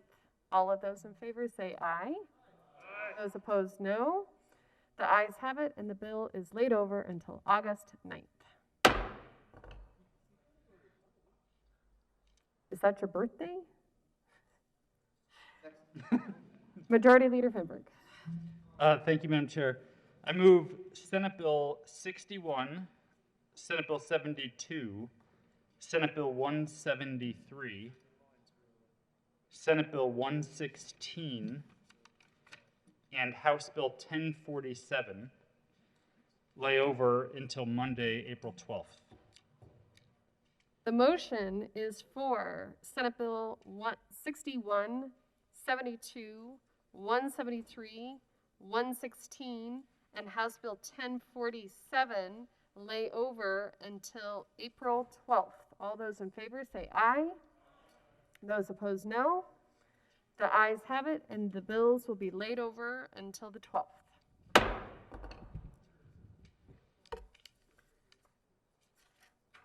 Will the clerk please read the title to House Bill 1106?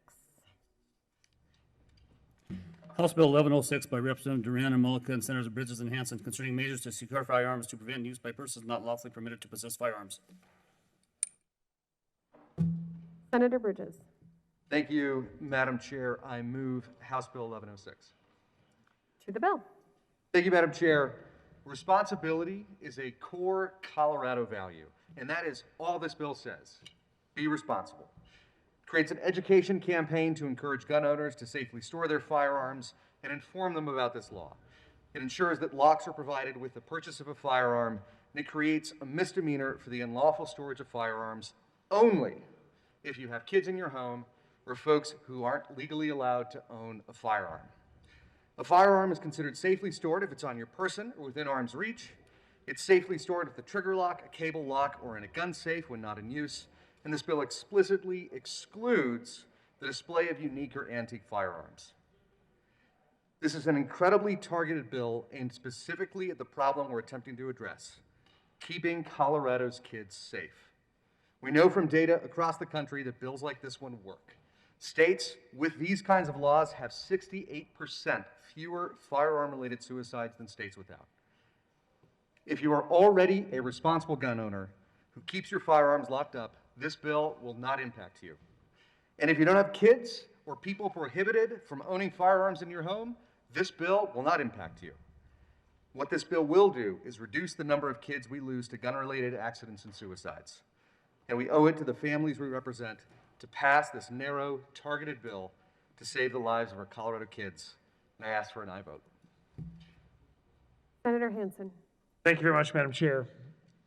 I join as a proud co-sponsor on this bill. I do it for my own two sons. I do it for the children of the great state of Colorado. We live in this amazing laboratory of democracy with 50 separate states. Different states with different policies. 11 states have adopted something similar to what we're asking for your approval of today. And from that natural experiment, we have clear data that this law works. Total firearm fatalities for children under the age of 14 cut in half because of this proposal across those states. Cut in half. We know it works. We know that it keeps our kids safe. We also know that it has passed muster in the courts. This is a bill that is carefully focused on the problem at hand. We are asking gun owners across the state to safely store their firearms. That's what this bill does. I hope you'll join us in supporting this important policy. Minority Leader Holbert. Thank you, Madam Chair. I would be grateful to hear from either of the bill sponsors the answer to a couple of questions. In the engrossed version of the bill, starting on page 3, line 19, it describes secure firearm storage required, penalty, and exceptions. Firearms must be responsibly and securely stored where they are not in use to prevent access to unsupervised juveniles and other unauthorized users. A person responsibly and securely stores a firearm when it talks about in A, the carrying of a firearm, and that would be, I think, in a secure holster. But then in B, the top of page 4, line 1, the firearm is kept in a locked gun safe or other secure container, or in a manner that a reasonable person would believe to be secure, and a juvenile or resident of the premises who is ineligible to possess a firearm not have access to the key, combination, or other locking mechanism necessary to open the safe or container. Now, if one goes to a firearms store or a big retailer like Cabela's or Bass Pro Shop, you'll find a department, a section dedicated to gun storage. And if you want to spend, probably in the range of $500, you can buy an actual gun safe. If you can't spend that amount of money, you could buy a metal box with a lock on it. I think that both of those would comply with this law, but traditionally, and I've certainly seen these in homes, some gun owners might have purchased something that looks like a bookcase with a glass door on it to store a rifle or a shotgun.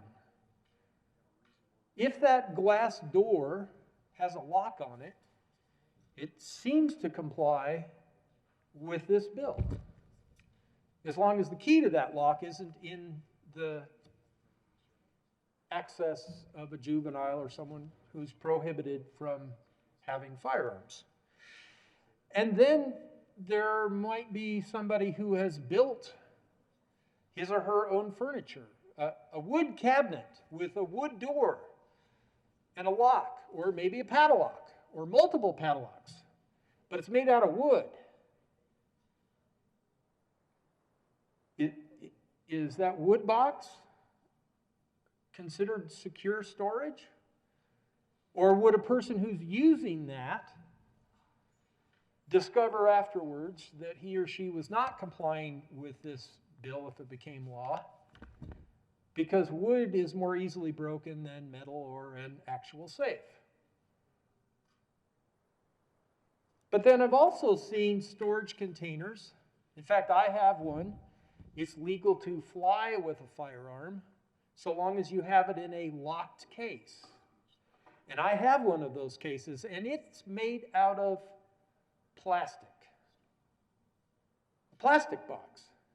Now, I've checked in a firearm at an airport, disclosed it, showed that it wasn't loaded, put a lock on it. When you fly with firearms, you're required to have a lock there that I think TSA has a master key to, and they can open it up and inspect the firearm if they need to.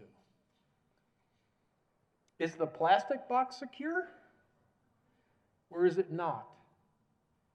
So I'm not trying to find fault in the sponsors. I'm legitimately asking these questions because for months before this bill was introduced, I was asked whether I could support safe storage. I'm a gun owner.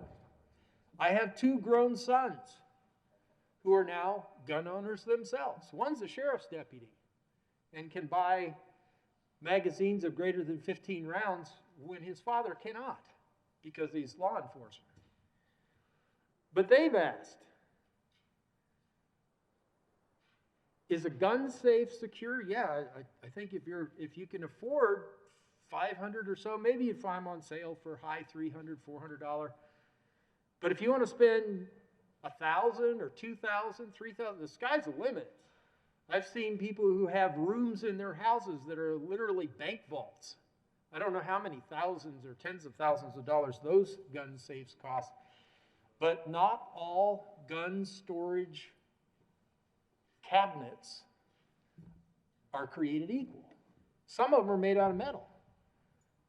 Some of them are made out of wood, and some of those wood ones, they have glass in them. And others are made out of plastic. That's reality. Now, I don't see in this bill that the new safes that are, I can't remember the terminology, but you can just put your hand or your thumb, your fingerprint detects it. Gosh, I don't have one of those. I think in this bill it means that I don't have to go out and buy all new. But I am curious, not necessarily for myself, but for all gun owners in this state, are they safe in assuming that their wood or plastic or metal boxes are compliant? I think there's a big, huge question mark there. And if the expectation from these words is that a secure storage cabinet of some kind would be comparable to a gun safe, and gun safes generally are marketed by how long they can sustain a temperature of a certain degree, like 2,000, 2,500 degrees, 3,000, whatever it might be. But if there's a house fire and the house burns down, I mean, it's raging fire, how long can that cabinet protect the firearms that are inside of it? I don't know of a rating in a gun safe that tells the potential purchaser how hard it is to get into. I don't know that rating. I don't think maybe there is rating. I'm not familiar with it. But if such a rating existed, it would be different for a $500 or $1,000 gun safe that is fireproof from a metal cabinet that might be $100, $150. I've seen those. I think you can probably buy those in Walmart. But what about a wood box with a lock on it? What about a plastic box with a lock on it? I'd sure like to understand how safe gun owners in this state would be from their safes. Thank you, Madam Chair. Senator Bridges. Thank you, Madam Chair. And excellent questions from the minority leader.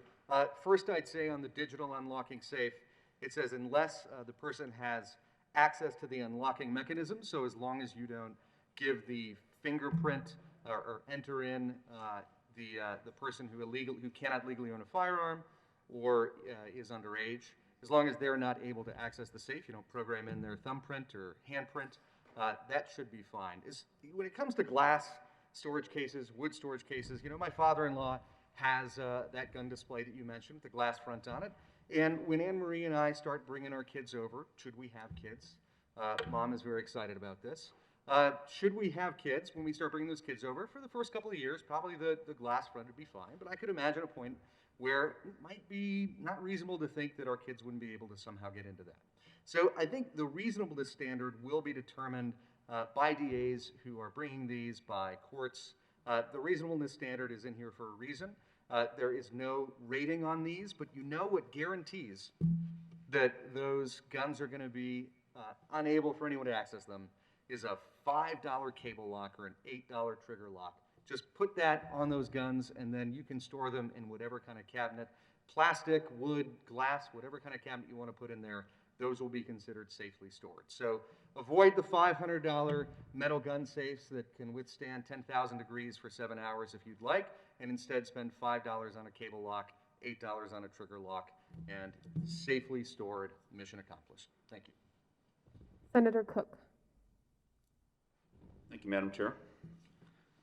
I rise in opposition to this bill.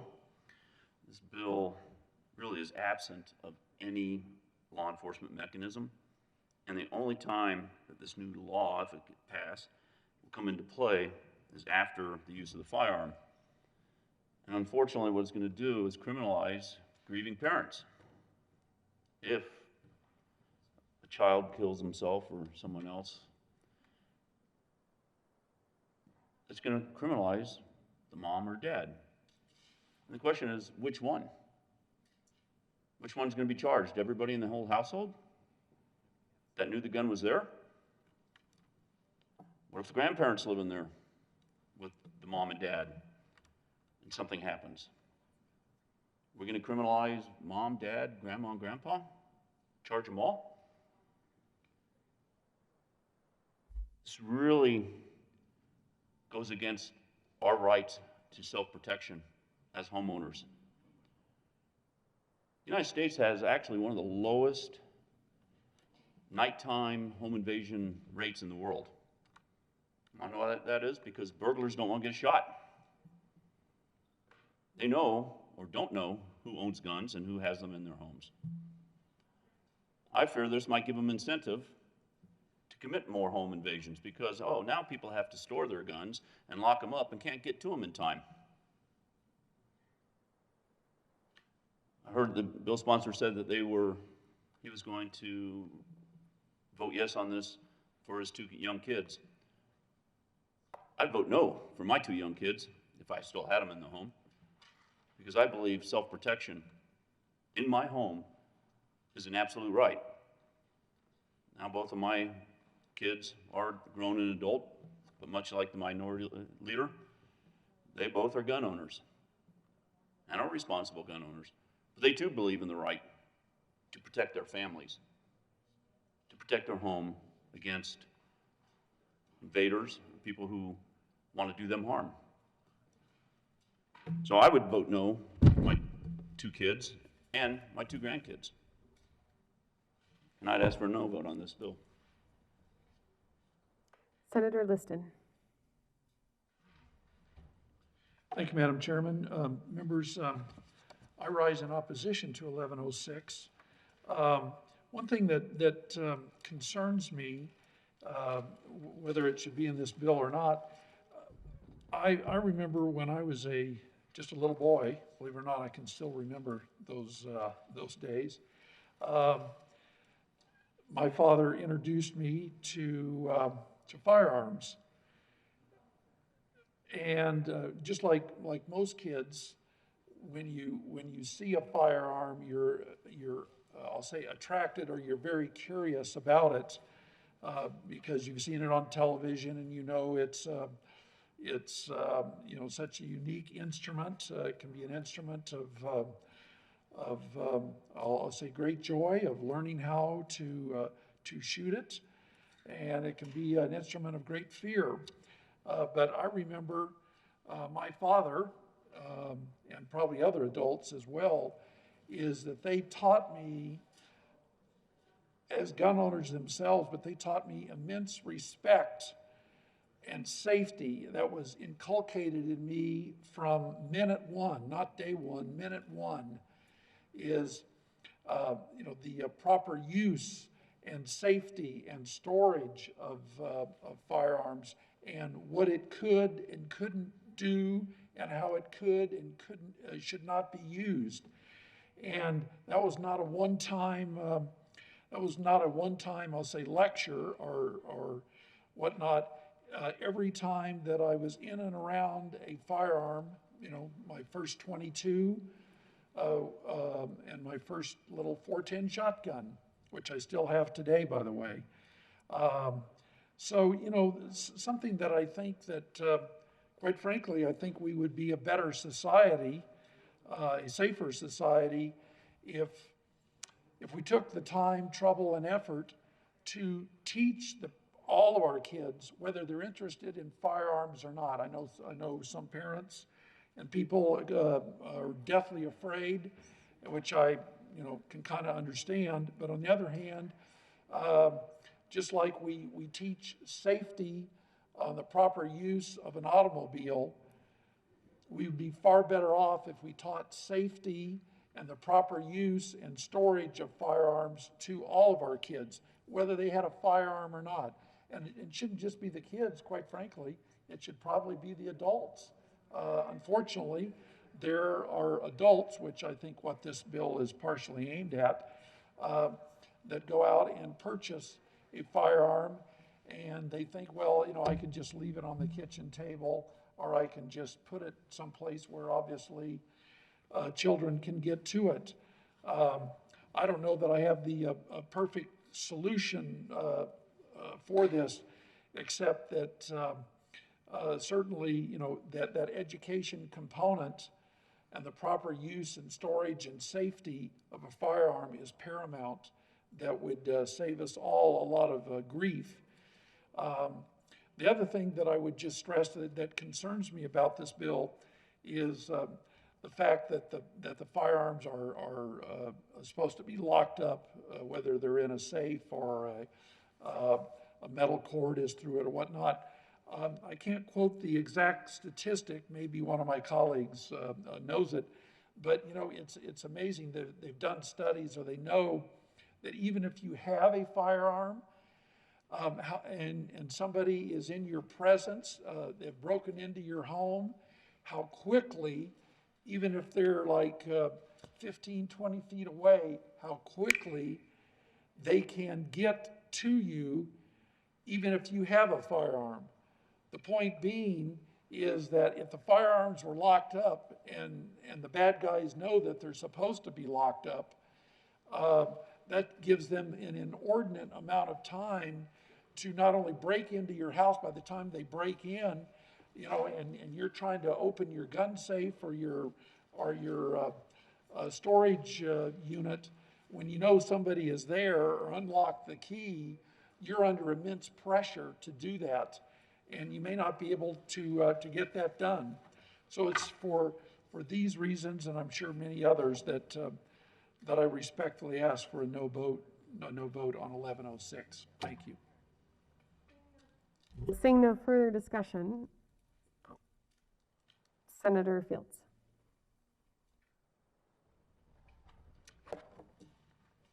Thank you, Madam Chair.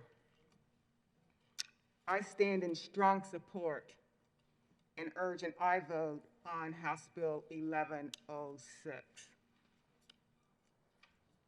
Why? I don't think it's asking too much for people to lock up their guns. It's not asking too much.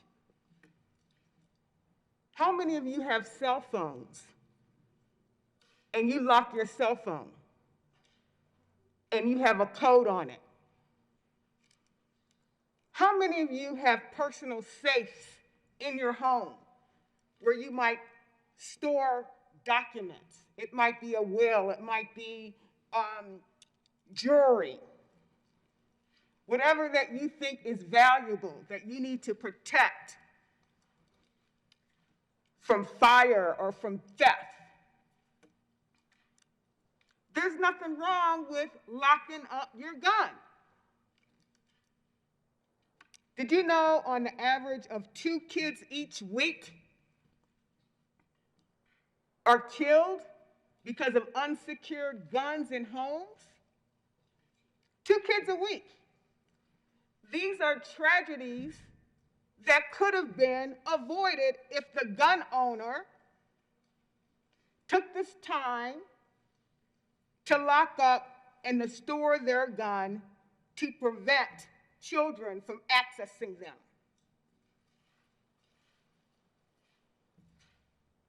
Safe gun storage is a matter of common sense.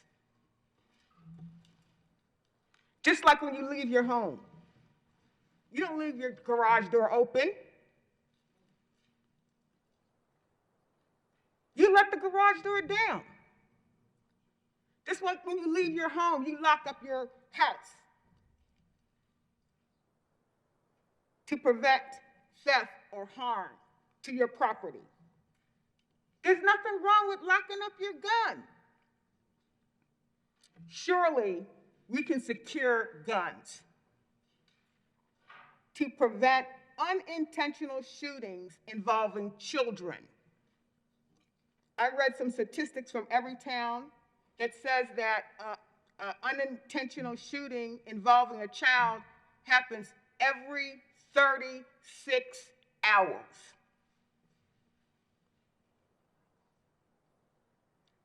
Why do you need to leave a gun on the kitchen table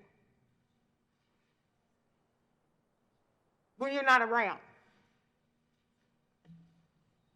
Kids are curious. And if you're not at home, I believe that they're going to find that gun under your pillow, wherever you keep it. Kids know how to search and seek out these kinds of things. And when they get access to them, what if it's loaded?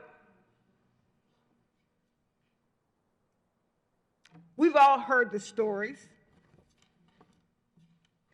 The brother or the sister shoots another child, or the shooting goes through the wall. This is a reasonable, common approach to gun safety.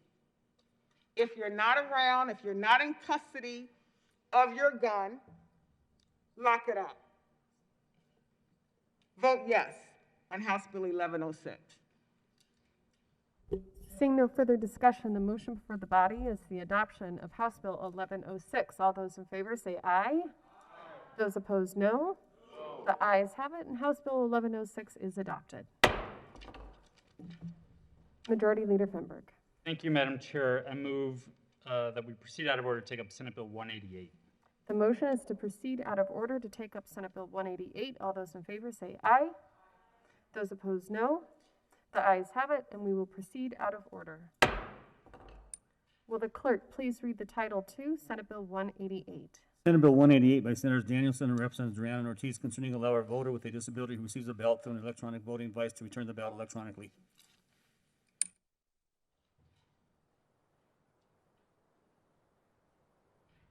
Senator Danielson. Thank you, Madam Chair. I move Senate Bill 188 in the committee report. To the report. Thank you, Madam Chair. We made a pretty simple change in the committee report, or I'm sorry, in the committee to address a security concern from the Secretary of State.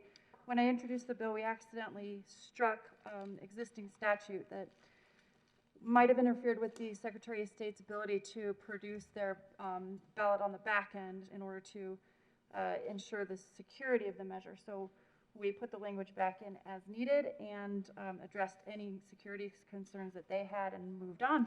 And I ask an aye vote on the committee report. Is there any discussion on the committee report? Seeing none, the motion is the adoption of the State Veterans and Military Affairs Committee report. All those in favor say aye. Those opposed, no. The ayes have it, and the committee report is adopted. To the bill. Thank you, Madam Chair. Thank you, members. Today we're talking about Senate Bill 188, ballot access for voters with disabilities. You might recall that a couple of years ago we passed a measure that was called Voting Rights for Voters with Disabilities, which allowed for voters with disabilities to go in and mark a ballot and then download the ballot and print it off and send it back in. It was a big step forward for voters with disabilities, and the Secretary of State started implementing it right away. So we've been able to use the new system for the last couple of elections. And as a result, we've figured out some flaws. And the biggest flaw is the part of the process where the voter has to print out their ballot. So the problem here is a lot of people with disabilities, and quite frankly, a lot of us in general now don't have printers at home. And that could be because we can't afford them, they are not necessary for other activities, or we're becoming more and more digital. And so, you know, the devices just aren't present in a lot of homes. And I would say particularly what we're talking about are voters with disabilities.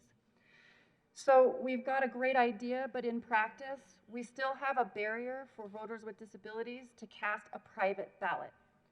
And that's really the problem here.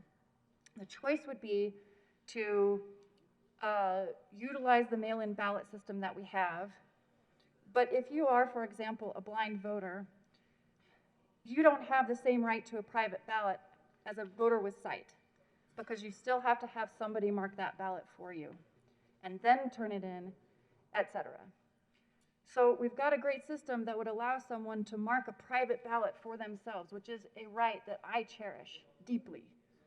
However, because of the barrier that we still have in place for that voter to own a printer, they are still unable to vote a private ballot. So the way we can do this is not unlike the system that we currently use for military and overseas voters, as well as voting in some kind of a disaster, for example, a wildfire, where now the voter can go in and mark their private ballot. They can also, in order to verify our ballots in the state of Colorado, you either have to have a signature verification process, or if you present in person, you have to have a photo ID. So if the voter can produce an image of their valid, acceptable ID along with their ballot, they can return the ballot without the obstacle of the printer.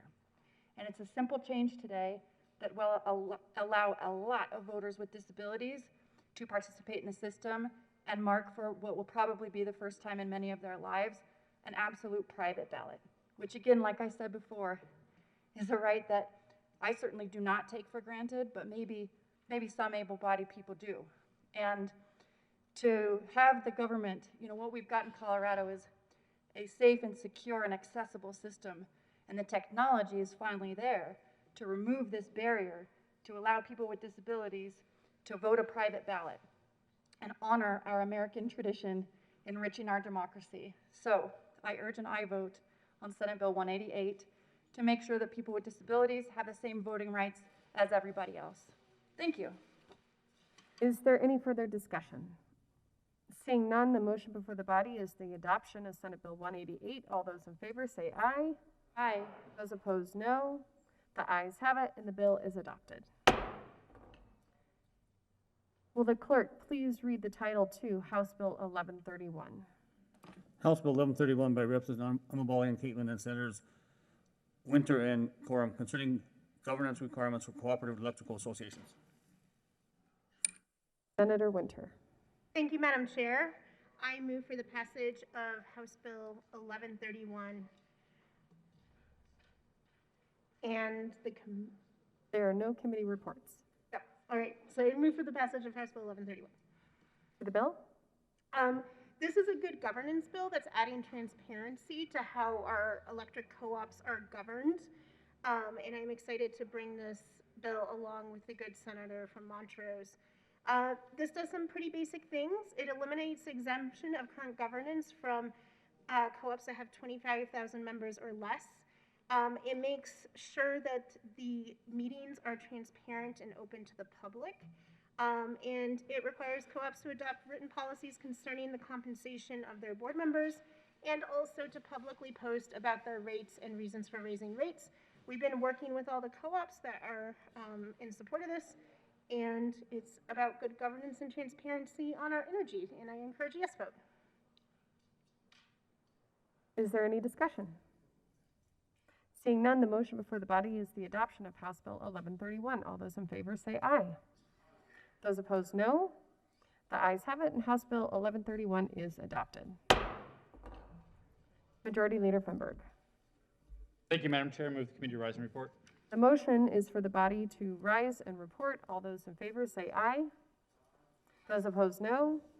The aye has it, and we will rise and report.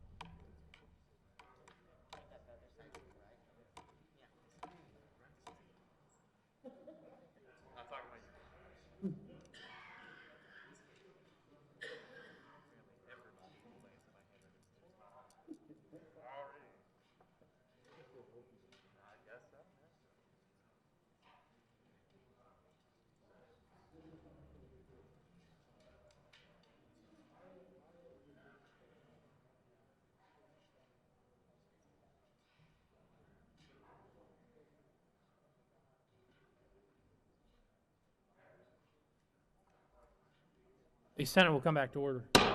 Senator Zenzinger. Thank you, Mr. President. The committee has met and had a number of bills under consideration. Will the clerk please read the report? Mr. President, your committee of the whole Bakes Leaf report has had in consideration the following task bills being the second reading thereof and makes the following recommendations thereon. Senate Bill 188 as amended, passed on second reading, ordered and gross and placed in the calendar for third reading and final passage. House Bills 1106 and 1131 passed on second reading, ordered, revised, and placed in the calendar for third reading and final passage. Senate Bill 61, 72, 173, 116, and House Bill 1047 laid over until April 12th and retaining their place in the calendar. Senate Bill 177 laid over until 8/9/2021. Senator Zenzinger. Thank you, Mr. President. I move the adoption of the report. The motion is for the adoption of the committee of the whole report. Are there any no votes? With a vote of 33 ayes, 0 noes, 0 absent, and 2 excused, the committee of the whole report is adopted. Senate Bill 188 is amended, passed on second reading, ordered, and gross and placed on the calendar for third reading and final passage. House Bill 1106, House Bill 1131, passed on second reading, ordered, revised, and placed on the calendar for third reading and final passage. Senate Bill 061, Senate Bill 072, Senate Bill 173, Senate Bill 116, House Bill 1047, laid over until 4/12/21, retaining their place on the calendar, and Senate Bill 177 laid over until 8/9/21, retaining its place on the calendar.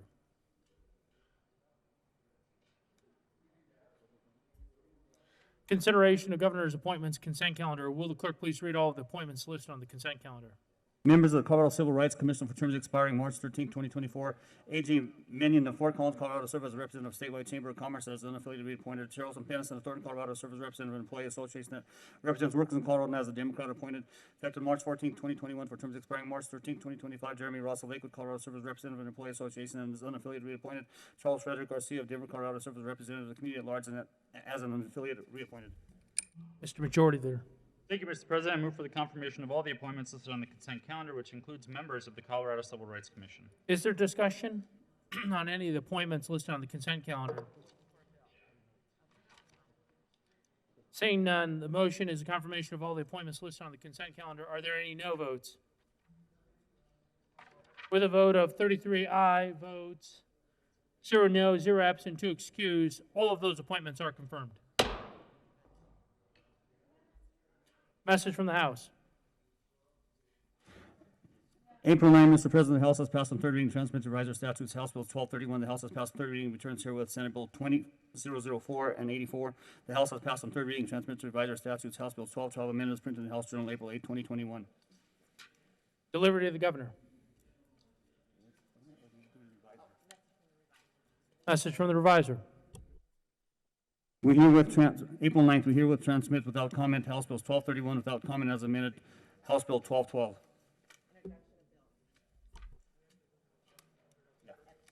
Introduction of bills.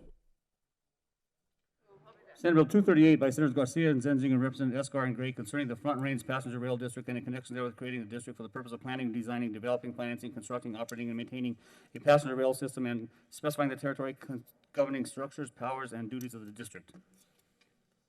Transportation and Energy. House Bill 1006 by Representatives Escar and Will and Senators Garcia and Heisey, concerning fifth-day school week supplemental enrichment programs. Education.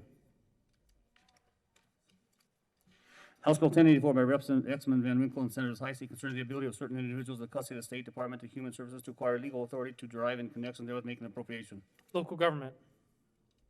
House Bill 1095 by Representative Basley and Kipp and Senators Janelle and Woodward, concerning excavation notification requirements for underground facility location in connection with county road maintenance. Local Government. House Bill 1099 by Representative Ranson and Mikeson Janae and Senators Zenzinger and Smallwood, concerning authorization to implement best practice for child welfare caseworkers and recognize domestic abuse and in connection therewith addressing domestic abuse as a form of child abuse or neglect and making an appropriation. Health and Human Services. House Bill 1133 by Representative Malika and Joda and Senators Pedersen and Priola, concerning strategic resources for kindergarten through 12th grade schools to provide a safer environment for kindergarten through 12th grade students who have been diagnosed with a seizure disorder. Education. House Bill 1136 by Representatives Tipper and Carver and Senators Lee and Gardner, concerning modifications to the policies and governing judicial division retirees concerning to the temporary judicial duties and in connection therewith making an appropriation. Judiciary.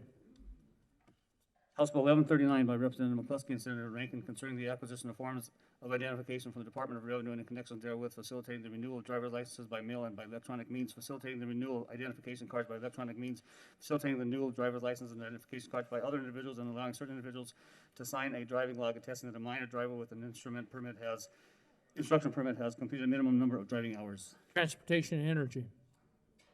House Bill 1173 by Representative Mulliken, Gray, and Senators Pedersen, concerning prohibiting higher education institutions from considering legacy preferences in the admission process. Education. House Bill 1181 by Senators McCormick and Will and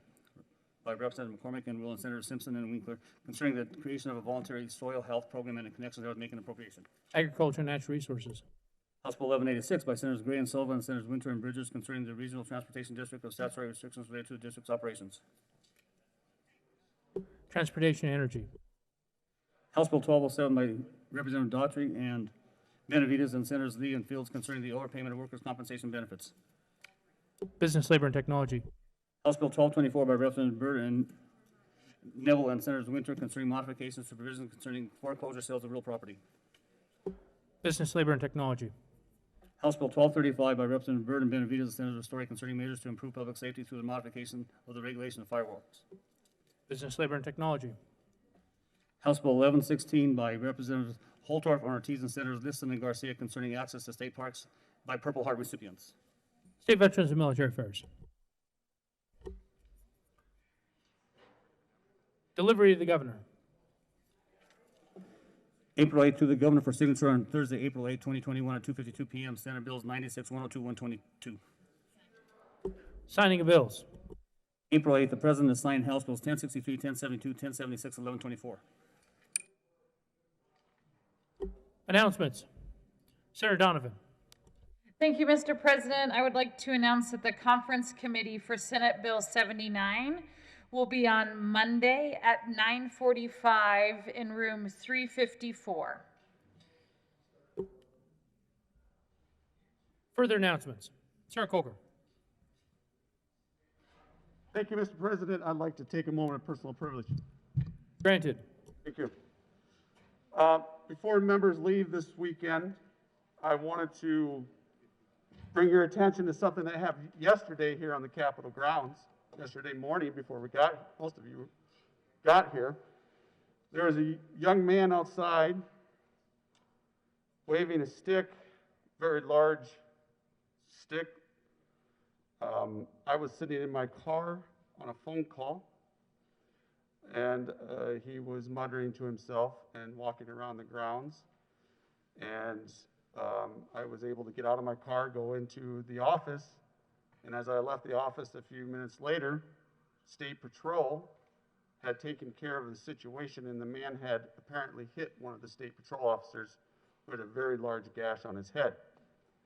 So I'd like to take this moment to recognize what the State Patrol does for us to keep us safe here, and to thank them for doing so. And as you walk out and you see him today, let them know. Appreciate it. Further announcements. Having no further announcements, Mr. Majority Leader.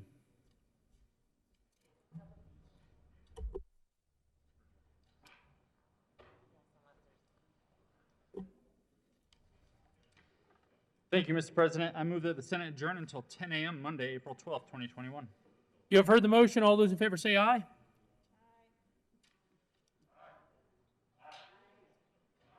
Any opposed to adjourning? The ayes have it. The motion is adopted, and the Senate will stand in adjournment until 10:00 hours on Monday, April 12th, 2021.